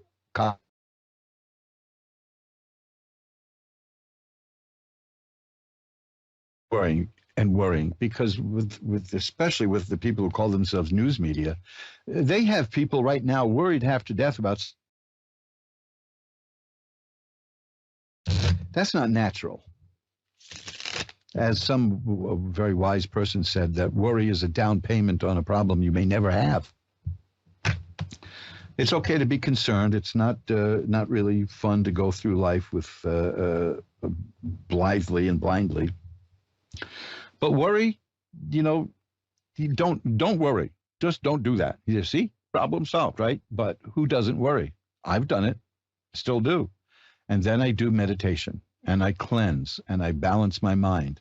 I don't know how many of you have had an MRI. Those things are noisy. I fell asleep during an MRI a year ago using meditation. And mercifully, the technician, when it was over, wasn't one of these maniacs who dismissed me out of hand. She just looked at me and said, "You know how to do meditation." I said, yeah. I mean, how else am I going to get through all that noise? You lie there for an hour in this machine that makes a racket. So, I pictured myself under a big tree, and there were weird birds in that tree making those noises. That's all I did. Next thing you know, I'm asleep, which makes it easier for them, makes it easier for me. I want you to keep meditation in mind, because for the last couple of years, you have been put under a great deal of pressure. Now with the economy collapsing,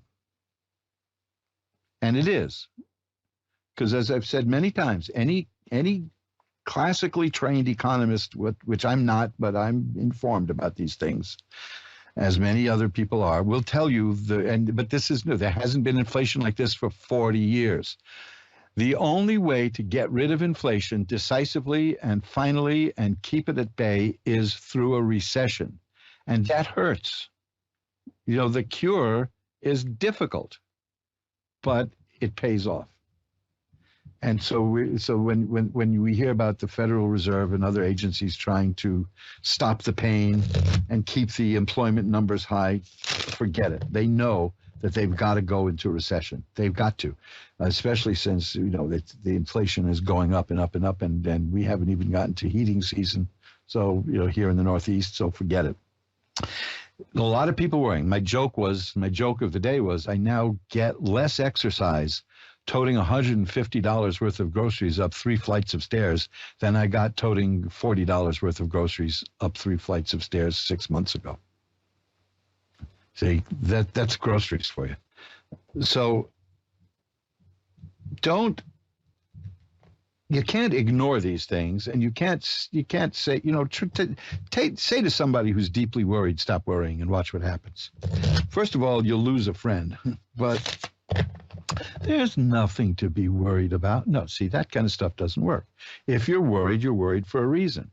Fear is the root of worry. Fear is the emotion that lets us know that something dangerous is happening to us. You'd be dead without it. I'm the same way with anger. I don't say, don't get angry. Don't be angry. No, anger is the feeling you have that lets you know you've been treated badly. Now, when it's constant, then it's rage, and that's not good for you. So meditation will help you with anger too. And if you're not angry, as they say, right? They used to say, if you're not angry, you're not paying attention, which is nice, because that's almost a way of saying if you're not angry, you're just stupid and ignorant. That's a really good thing to say to people. That really helps you win your point across. By the way, you're a blithering idiot. That's what did anybody ever call you that and then smile as if they've proven a point that you would then agree with? And remember, we all do stupid things from time to time. That doesn't mean we're stupid. Okay, that's the verb to be. I am stupid is not the same as I just did something stupid. And there you go. And so I want you to look at my page on meditation at Mojo Academy. That's the other one. At magic-works.com, magic-works.com. Just look at the meditation page. You'll even see a classic meditation from years ago. It used to be available on a bootleg cassette, but I got it now restored and on CD. which involves the Three Stooges. Go figure, right? You can use anything for meditating. And then look at mojoacademy.org for the Magic Made Easy series, which is not yet a series, but it will be. And check out that book. It's like I said, it's $9.95. There's a little bit of sales tax, obviously, these days, but you can get it for 15% off, which will knock out the shipping at least. So do that. You know, it's available through Amazon.com. It's the Middle Pillar Technique in the series of the book. It's in the book series Meditation Made E-Z. And do yourself a favor. It's easy to do because you're going to fail doing meditation at the beginning. We all do. After a while, you'll get the hang of it. Your mind will realize that you're in charge. You know, that's it. I hate separating us from our mind, but that's the way it goes. Because the minute the minute you try to stop using your mind says, wake up. We're going to get to the tarot readings in just a moment, but just as an experiment, I did this many, many years ago. I didn't talk. I stopped talking. Fortunately, I wasn't doing the show in those days because that would be pretty dull. And after about 3 days of not talking, now, how did I get away with that? It was during my vacation from work. After 3 days of not talking, I remember being on a bus, across a downtown bus, 2nd Avenue bus here in New York City, going downtown. And it dawned on me that that voice in my head was gone. I didn't even think, hey, the voice is gone, because that would be the voice, you know. You know what I'm talking about, that nonstop chattering thing in our head that we've been having since we became sentient as children. It just stopped. It was gone. I knew, I heard differently. I saw differently. My mind was quiet. And in my case, all it did was it took not talking for 3 days or so. Could have been 4. Who remembers? I was young then. So who knows? So anyway, that's it. I maybe I'll write about that one day, but I don't recommend doing it because it's a weird trip to not talk. But it will do something to you. So check out magic-works.com, the meditation page, MAGICK-works.com, and mojoacademy.org. Look for the Magic Made Easy book, and then there'll be probably more books coming soon in that series. Well, that's it. That's the end of the show. Now it's time to do some readings, now that I've been babbling on. I'm babbling on because I take this very seriously, because there's almost an army of people out there who want to ruin your life for their own benefit. Okay? That's the only way to look at it. They want to keep you in a perpetual state of fear and worry, and then they'll sell you the solution. I'm not selling you the solution. I'm selling you the filter. And I'm doing it pretty damn reasonably. And I want you to do that, to take a look at that. And I'll be happy to get those things right out to you as soon as you order them. We're now going to ring the bell 3 times to declare that from here on in, on the show, we're in sacred space. I rushed it. And pull back the curtain on the magical window for Shannon in Bullhead City, Arizona. Hello, Shannon. You're on with Reverend Elliot. Hello. Hello. How are you tonight, Shannon? I'm fine. How are you? I'm doing well. What can I look at for you tonight? I'm just kind of lost right now. There's so many things that I lost my daughter a year and a half ago, and I would like to be able to see if she is okay. And I'm not okay. I have been broken since then. I can't. Well, yep. I can't. Excuse me? That has been called, you know, the price of love at times. It's grief, because we remember the people we've lost, and it hurts. It hurts a great deal. And I tell you, one of the things is we don't ever get over it. We just accept it and internalize it, and maybe the happier memories start to take over from the good ones, from the bad ones, you know, from the painful ones, or the painful feelings, because memories can be very good too. But I mean, I'm not telling you anything you don't know, obviously. I'm going to look at the cards to see if we can get a message.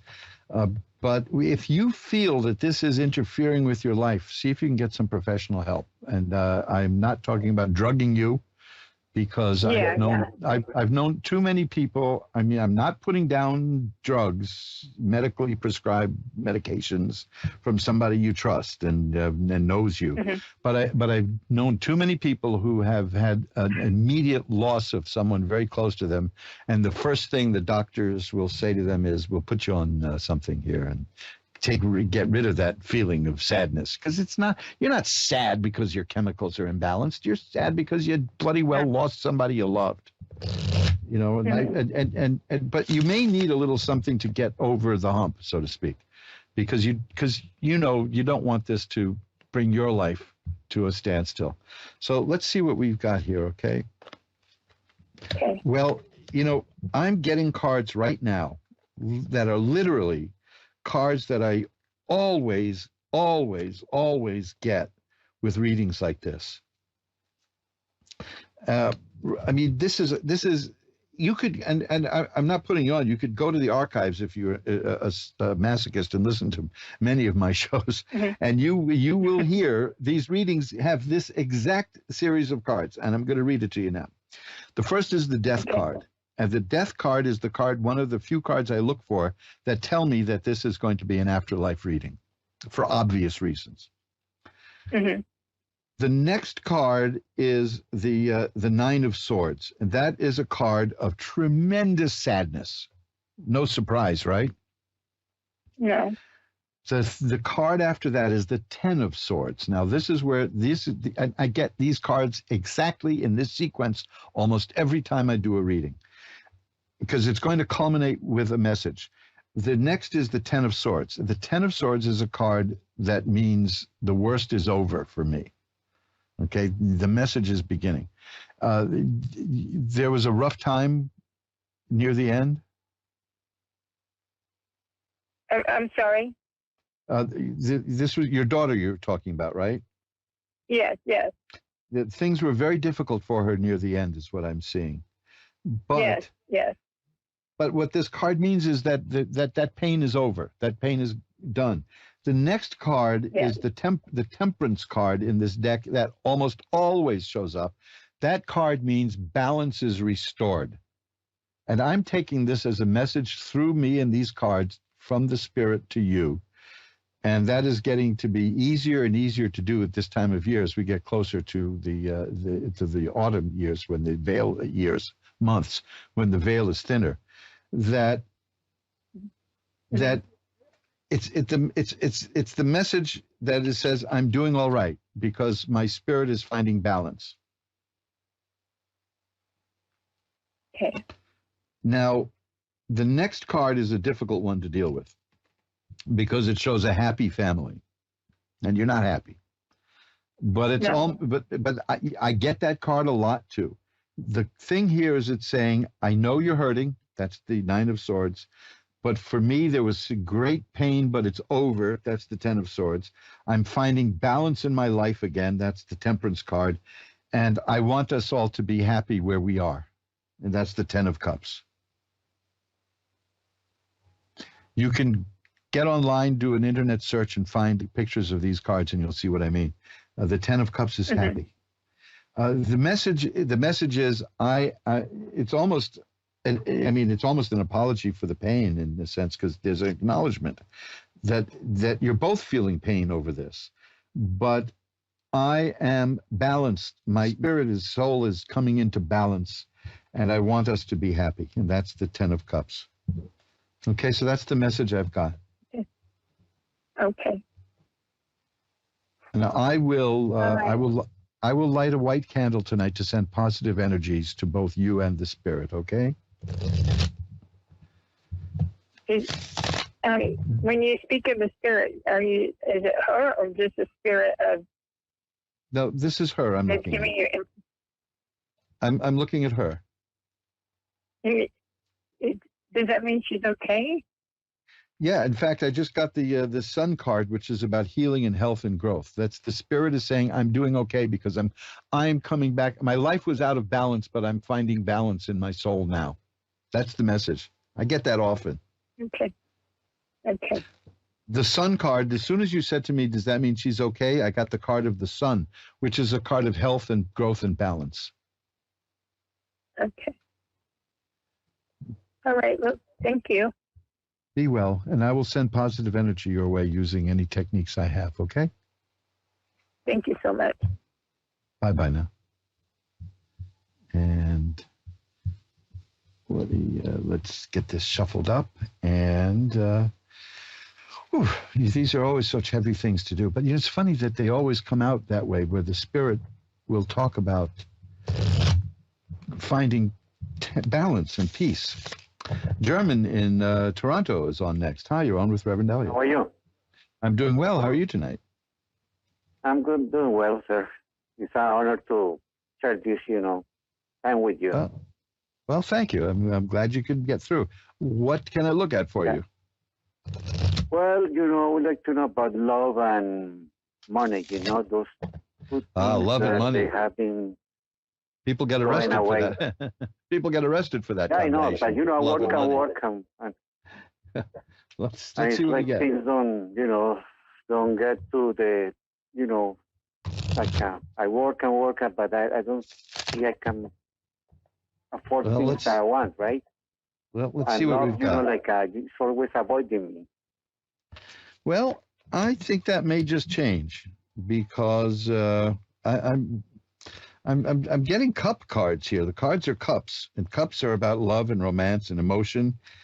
And I'm seriously seeing that you're going to be working at this. That's the Six of Swords. That's a person who gets from where they are to where they want to be through their own effort. I've got the Queen of Cups, the King of Cups, the Knight of Cups. Almost that's 3 out of 4 court cards here, and the Empress, which is a card of fertility, not necessarily in the sense of having children, but making things grow. I'm taking that to mean that you have the ability to make this happen, and you're going to. The Knight of Cups means that something new in terms of romance and emotion is going to come into your life. It'll be a little hectic. It'll be a little unpredictable, but here's another. This is a good card, too. I've got 2 more cards, and they're all cups. This is phenomenal. The cards really like you.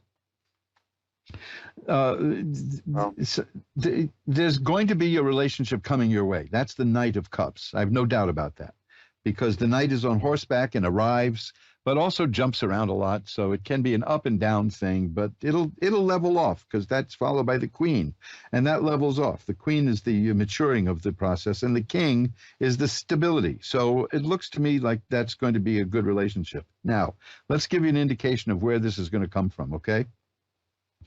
The three of Cups is here. That tends to mean traditionally that you're going to meet somebody through people you know.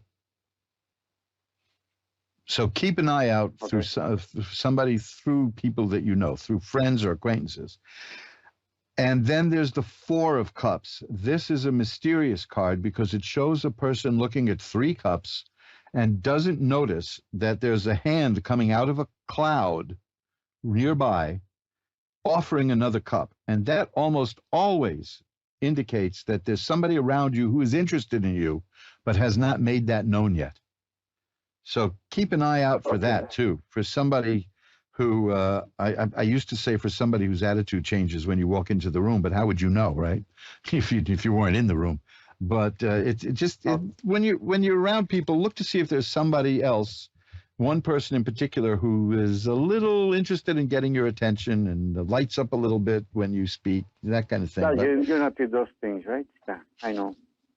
I do see that coming. I do see that there's a relationship on the way for you now. Okay. And this is someone you're going to meet through people you know. Now, that's the best I can tell you at this point. And it's going to be good. The relationship is going to work out. Let me give you one more indication. It's going to be somebody. It's going to be somebody who just had a bad relationship with someone. Okay. Okay. So keep an eye out. Now I'm going to be the hero, right? You bet. Yep. Yeah. You sure are. That will be nice. Okay. So I think it's coming. Keep an eye out, and it's going to be somebody you meet through friends, somebody who just got out of a bad situation. Nothing horrible, but just bad enough, right? And we all have been through that, right? You what? We all have been through bad relationships, right? Yes, right. we all have. We all have. Even people I know who've been together as a couple since like childhood, and it's now like 50 years later. They've had it too. They've had problems too. So, but this will be good for you. I think you're gonna do well, because I see a nice healthy relationship. Because the point is this, I'm seeing the Knight of Cups, which matures into the Queen of Cups, which stabilizes into the King of Cups, and that tells me that it's going to be a decent, good, solid relationship. Okay. So keep an eye out, and remember, it's going to come. This is a person you're going to meet through people you know. Okay. Anything else you want to look at? Yeah, about money, like every investment I have made, is going down, especially with the stock market. And oh man, yeah, the I stock just got market a new is... job, and those things, and like I always there's always an extra expense, like I can, I can get the things I want, Well, let me tell you, these are cards that I see frequently too now, especially. I've got the Five of Cups, which indicates money problems. Now, who doesn't have money problems today with rampant inflation, the stock market crashing? I mean, it dropped like 1,300 points the other day. Now, the next is the Two of Coins. Now, it's funny. You asked me about romance, right? And I got all these cards with cups in them. Now you ask me about finances, and I get cards with coins in it, with money. So, yeah, the cards are good here. The Two of Coins is a person who knows how to use money, to juggle money, to get something else going. So you're going to be fine. You're not going to have terrible problems. You'll be okay. And maybe I will be able to afford the things I want, right? Well, that's the next card. It's the Nine of Cups. The Nine of Cups is a person who has everything. The Nine of Cups is a nice, smiley, happy guy, putting on a little weight maybe because he's got everything.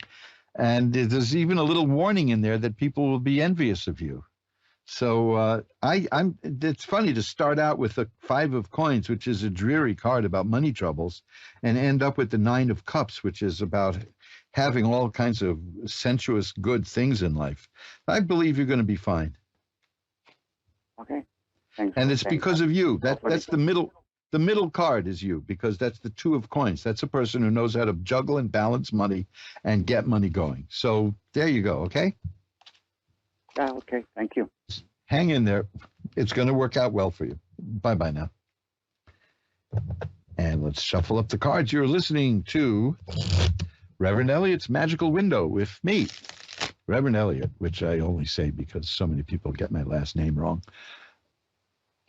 It's it's just one of those names, It's just one of those names that it sounds better backwards. Though I used to have a company that I spelled my last name backwards. I thought that's a dynamic name for a company. Anoramic. I said Anoramic Enterprises. There you go.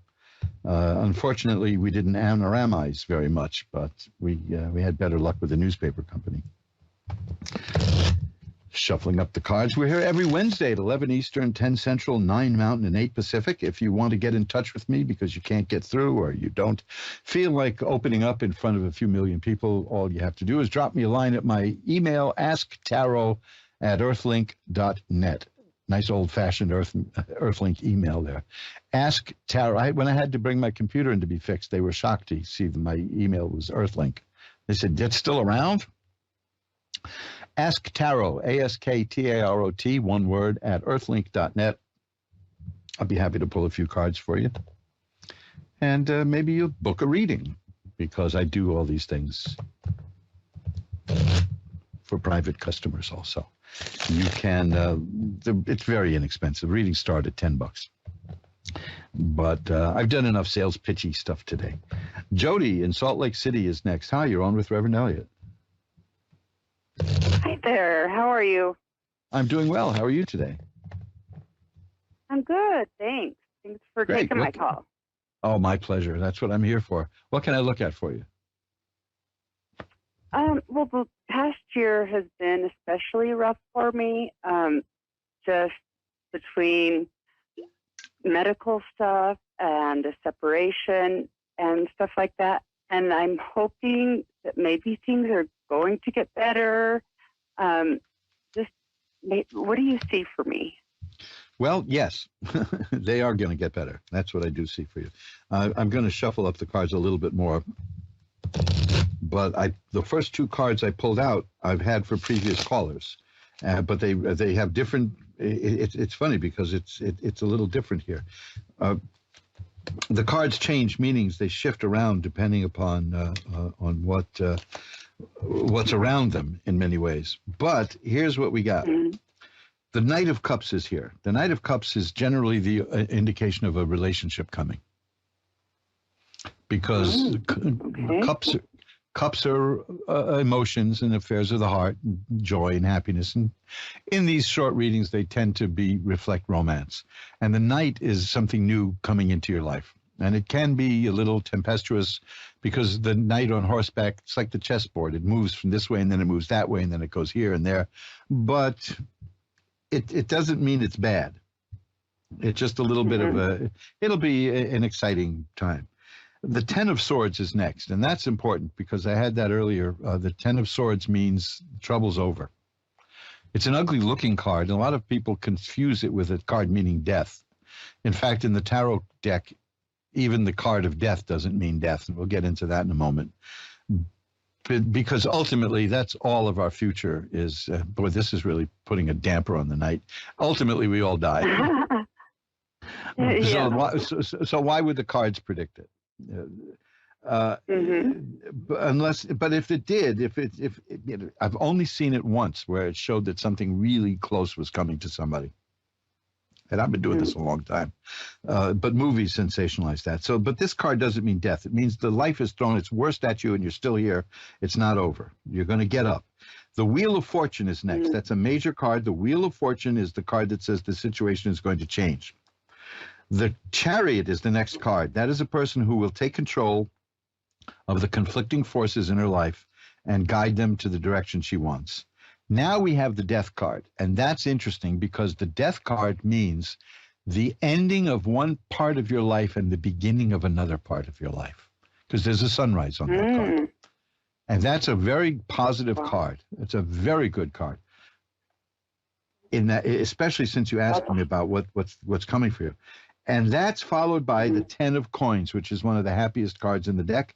And it indicates a happy family and a good level of money, comfort. It's fine. So this is telling me that things have been out of whack, but it's going to get much. It's not just that the troubles are going to be over. It's going to be much better. That's a good sign in itself, the Ten of Swords, that the bad times are over. But the Wheel of Fortune is saying that it's changing. It's going to change from the bad times. The Chariot indicates that you're going to make it change. And then the Death card means you're going to create a new life for yourself, and it's going to pay off really, really well. That's fantastic. Thank you so much. I appreciate it. My pleasure. It looks like an exciting time headed for you. Yes, I sure hope so. I've been hoping. Well, that's what I see. Thank you so much. But the important thing that I see is that you're going to make it happen. So that's the good part. That's the really good part. I've been trying. So. Well, yeah, according to these, you'll succeed. Yeah, let me do this. Let me shuffle them up one more time, and then I want to get a couple more calls. But let's just see what I get with one more card. Yep, beautiful. The Queen of Swords. The swords can mean two things. It can mean conflict, and in this case, this is what I'm going with, because I'm not doing any cards around it. The Queen of Swords indicates a person who is developing a new way of looking at life, because the swords are mental activity. Most of the trouble we get in with fights and arguments, most of the strife we get into is mental anyway. We cause it ourselves or the other people, Yeah. But this is that you're going to take control of the way you think, and you're going to start, and here's the Page of Swords. Whoa, beautiful. That's the absolute appearance of a new way of thinking. Your worldview is changing, it's growing, and you're growing and changing with it. And that's going to be the source of all of this. And it resonates so much with me. So, yes, that is amazing. Beautiful. I'm glad I took the moment to take two more cards because your mind is developing and your mind is growing. And one of the first things that happens when you start developing a new way of thinking is kind of lose friends because they want to know what happened to you. Yes. But Yes. some They all will think stick you're by going you. crazy. Yeah, I like to joke about this, but there's somebody I knew back in like the 4th grade who still doesn't. Says, you're not the same as you used to be. So, of course not. I'm an old man now. I was a child then. But, so you're going to be fine. Well, I have no doubt about it. I sure appreciate it so much. My pleasure. Thanks for calling. Bye-bye now. Thank you. Bye-bye. And we're all shuffled up, and we'll get right over immediately now to Donna in Oklahoma. Hello, Donna. You're on with Reverend Elliott. Hi, how are you? I'm doing well. How are you tonight? You sound exuberant. I'm doing good. Beautiful. What can we look at?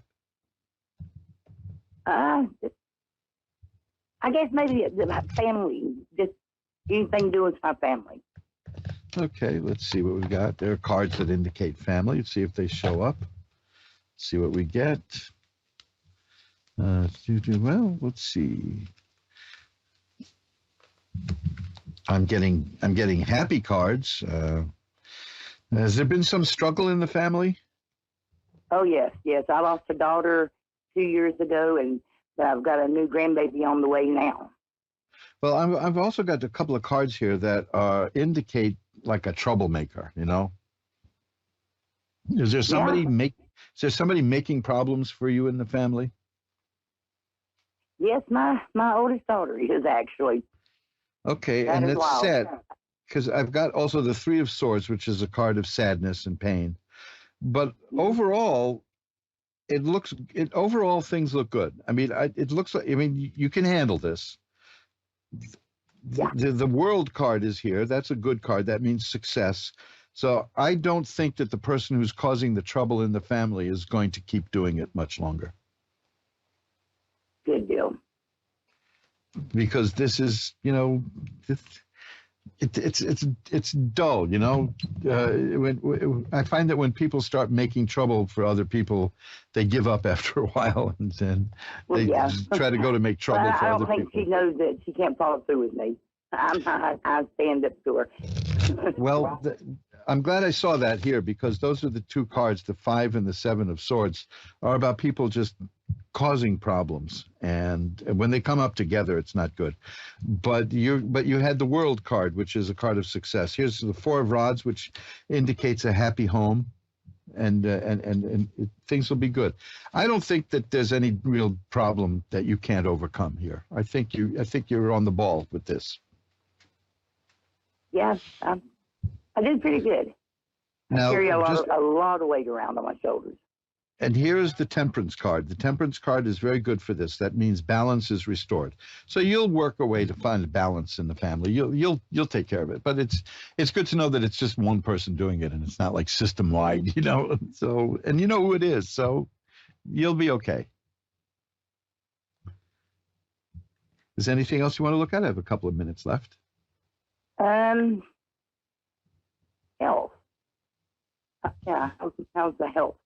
Okay, well, thanks for calling in. You still with me? Yeah, I'm here. Yeah. Okay. Do you get any signs from any of my family members who's gone, it's passed over? I think I'm being gave signs. I'm pretty sure I am. I don't. Let me see. Oh, I could probably take a look at that. I don't have a few minutes left here. You getting signs, you said? Yeah. Yeah, I that's find this diamonds a lot. And when I was younger, my mother told me she wished she had a dime for every time she told me to sit down and shut my mouth. Gosh, that's funny. Yeah. Well, this is the time of year that these things start happening. I get stories from people all around. Let me just about that, because the veil is thinning. This is a good time to get out the Ouija board and start doing stuff with that if you know how to use it properly. Right. You know, this is it's not a toy. It's weird how it gets marketed as a toy, but it isn't. But it's not the horror that people say. So let's see if I can get anything. No, I'm not. I'm just getting cards of happiness and balance and joy. I guess everyone on the other side is fine. You know, it's a dull reading, right? Yeah, I'm not seeing any specific messages at all here. I got cards like the Judgment card and the Temperance card and the Sun. These are cards I usually get for this kind of reading, and they're all happy cards. So there you go. Great. I think we're set. Always good. Always good. Yeah, all's good. And I will light a candle later to send positive energy to you as you deal with the family problems, and I know you'll get them settled. Okay? Oh. All right, great. Thank you for calling. Thank you. Bye-bye now. And hey, that's it. We've come to the end of another episode of Reverend Elliot's Magical Window. For some reason, the show that's been asking, how do you find a good cannoli around here? I don't know. This is I don't like chocolate covered cannolis. I like my cannolis just cannoliized. I don't know. Why am I thinking of that? I don't know. Possibly because I ate some sweet stuff before the show started. I chomped down a half a pack of raspberry Pez. And after that, I want something real, But it's New York. I can probably get a cannoli any time of day or night, but I'm certainly not. I'm also inertia bound, and I'm so lazy. I'm so lazy, and I like to sleep, and I like to pretend that what I'm doing is out of body experience and meditation, but really I'm just sleeping. I've never been in a hurry. Anybody who knows me knows that I'm not in a hurry. This goes back to even as a kid in Boy Scout camp. If we were playing baseball, softball, if I was out there, obviously, of course, playing left field, and if somebody cracked the ball out over that way, if I judged that I wasn't able to really get it and do anything with it, I'd just let it go. I didn't care. One time I made a spectacular catch that ended the game and won it for our side. And all I was really doing was I saw the ball coming straight for my face. So I put my hands up in front and went right into the mitt. I was the hero, but I didn't know what I was doing. So that's my sports career, Boy Scouts. I mentioned the Boy Scouts briefly last week when I opened up my knife to open up the new tarot deck. That was an interesting experience being an urban Boy Scout. I'll tell you about that because our troop met in a thing that was called the Jewish Men's Health Club in the Ansonia Hotel on the Upper West Side of New York, which later on gained extreme notoriety when they kicked out the old Jewish men and turned it first. I don't know how to put this. First, they turned it into Plato's Retreat. That wasn't bad enough. And then what was the other place that it became?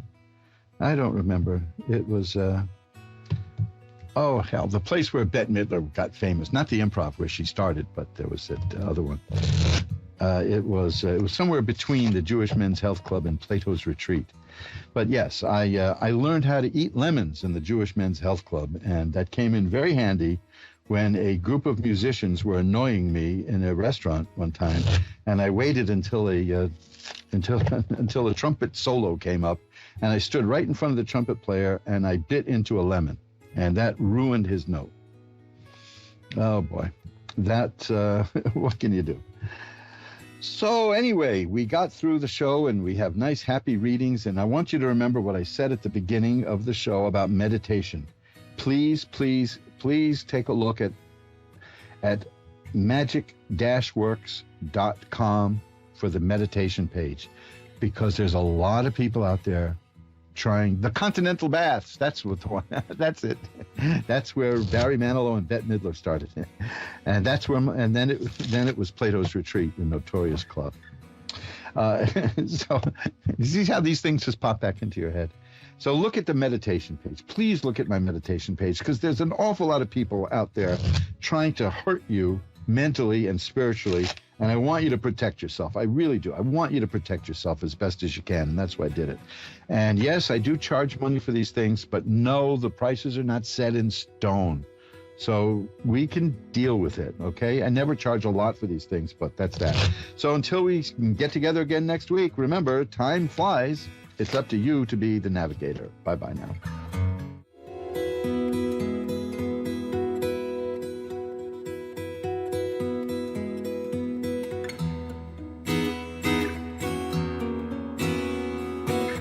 watching Moonstruck. And now, back to A1R on the air. Psychic Talk Radio, now on Moonstruck TV, enlightening television.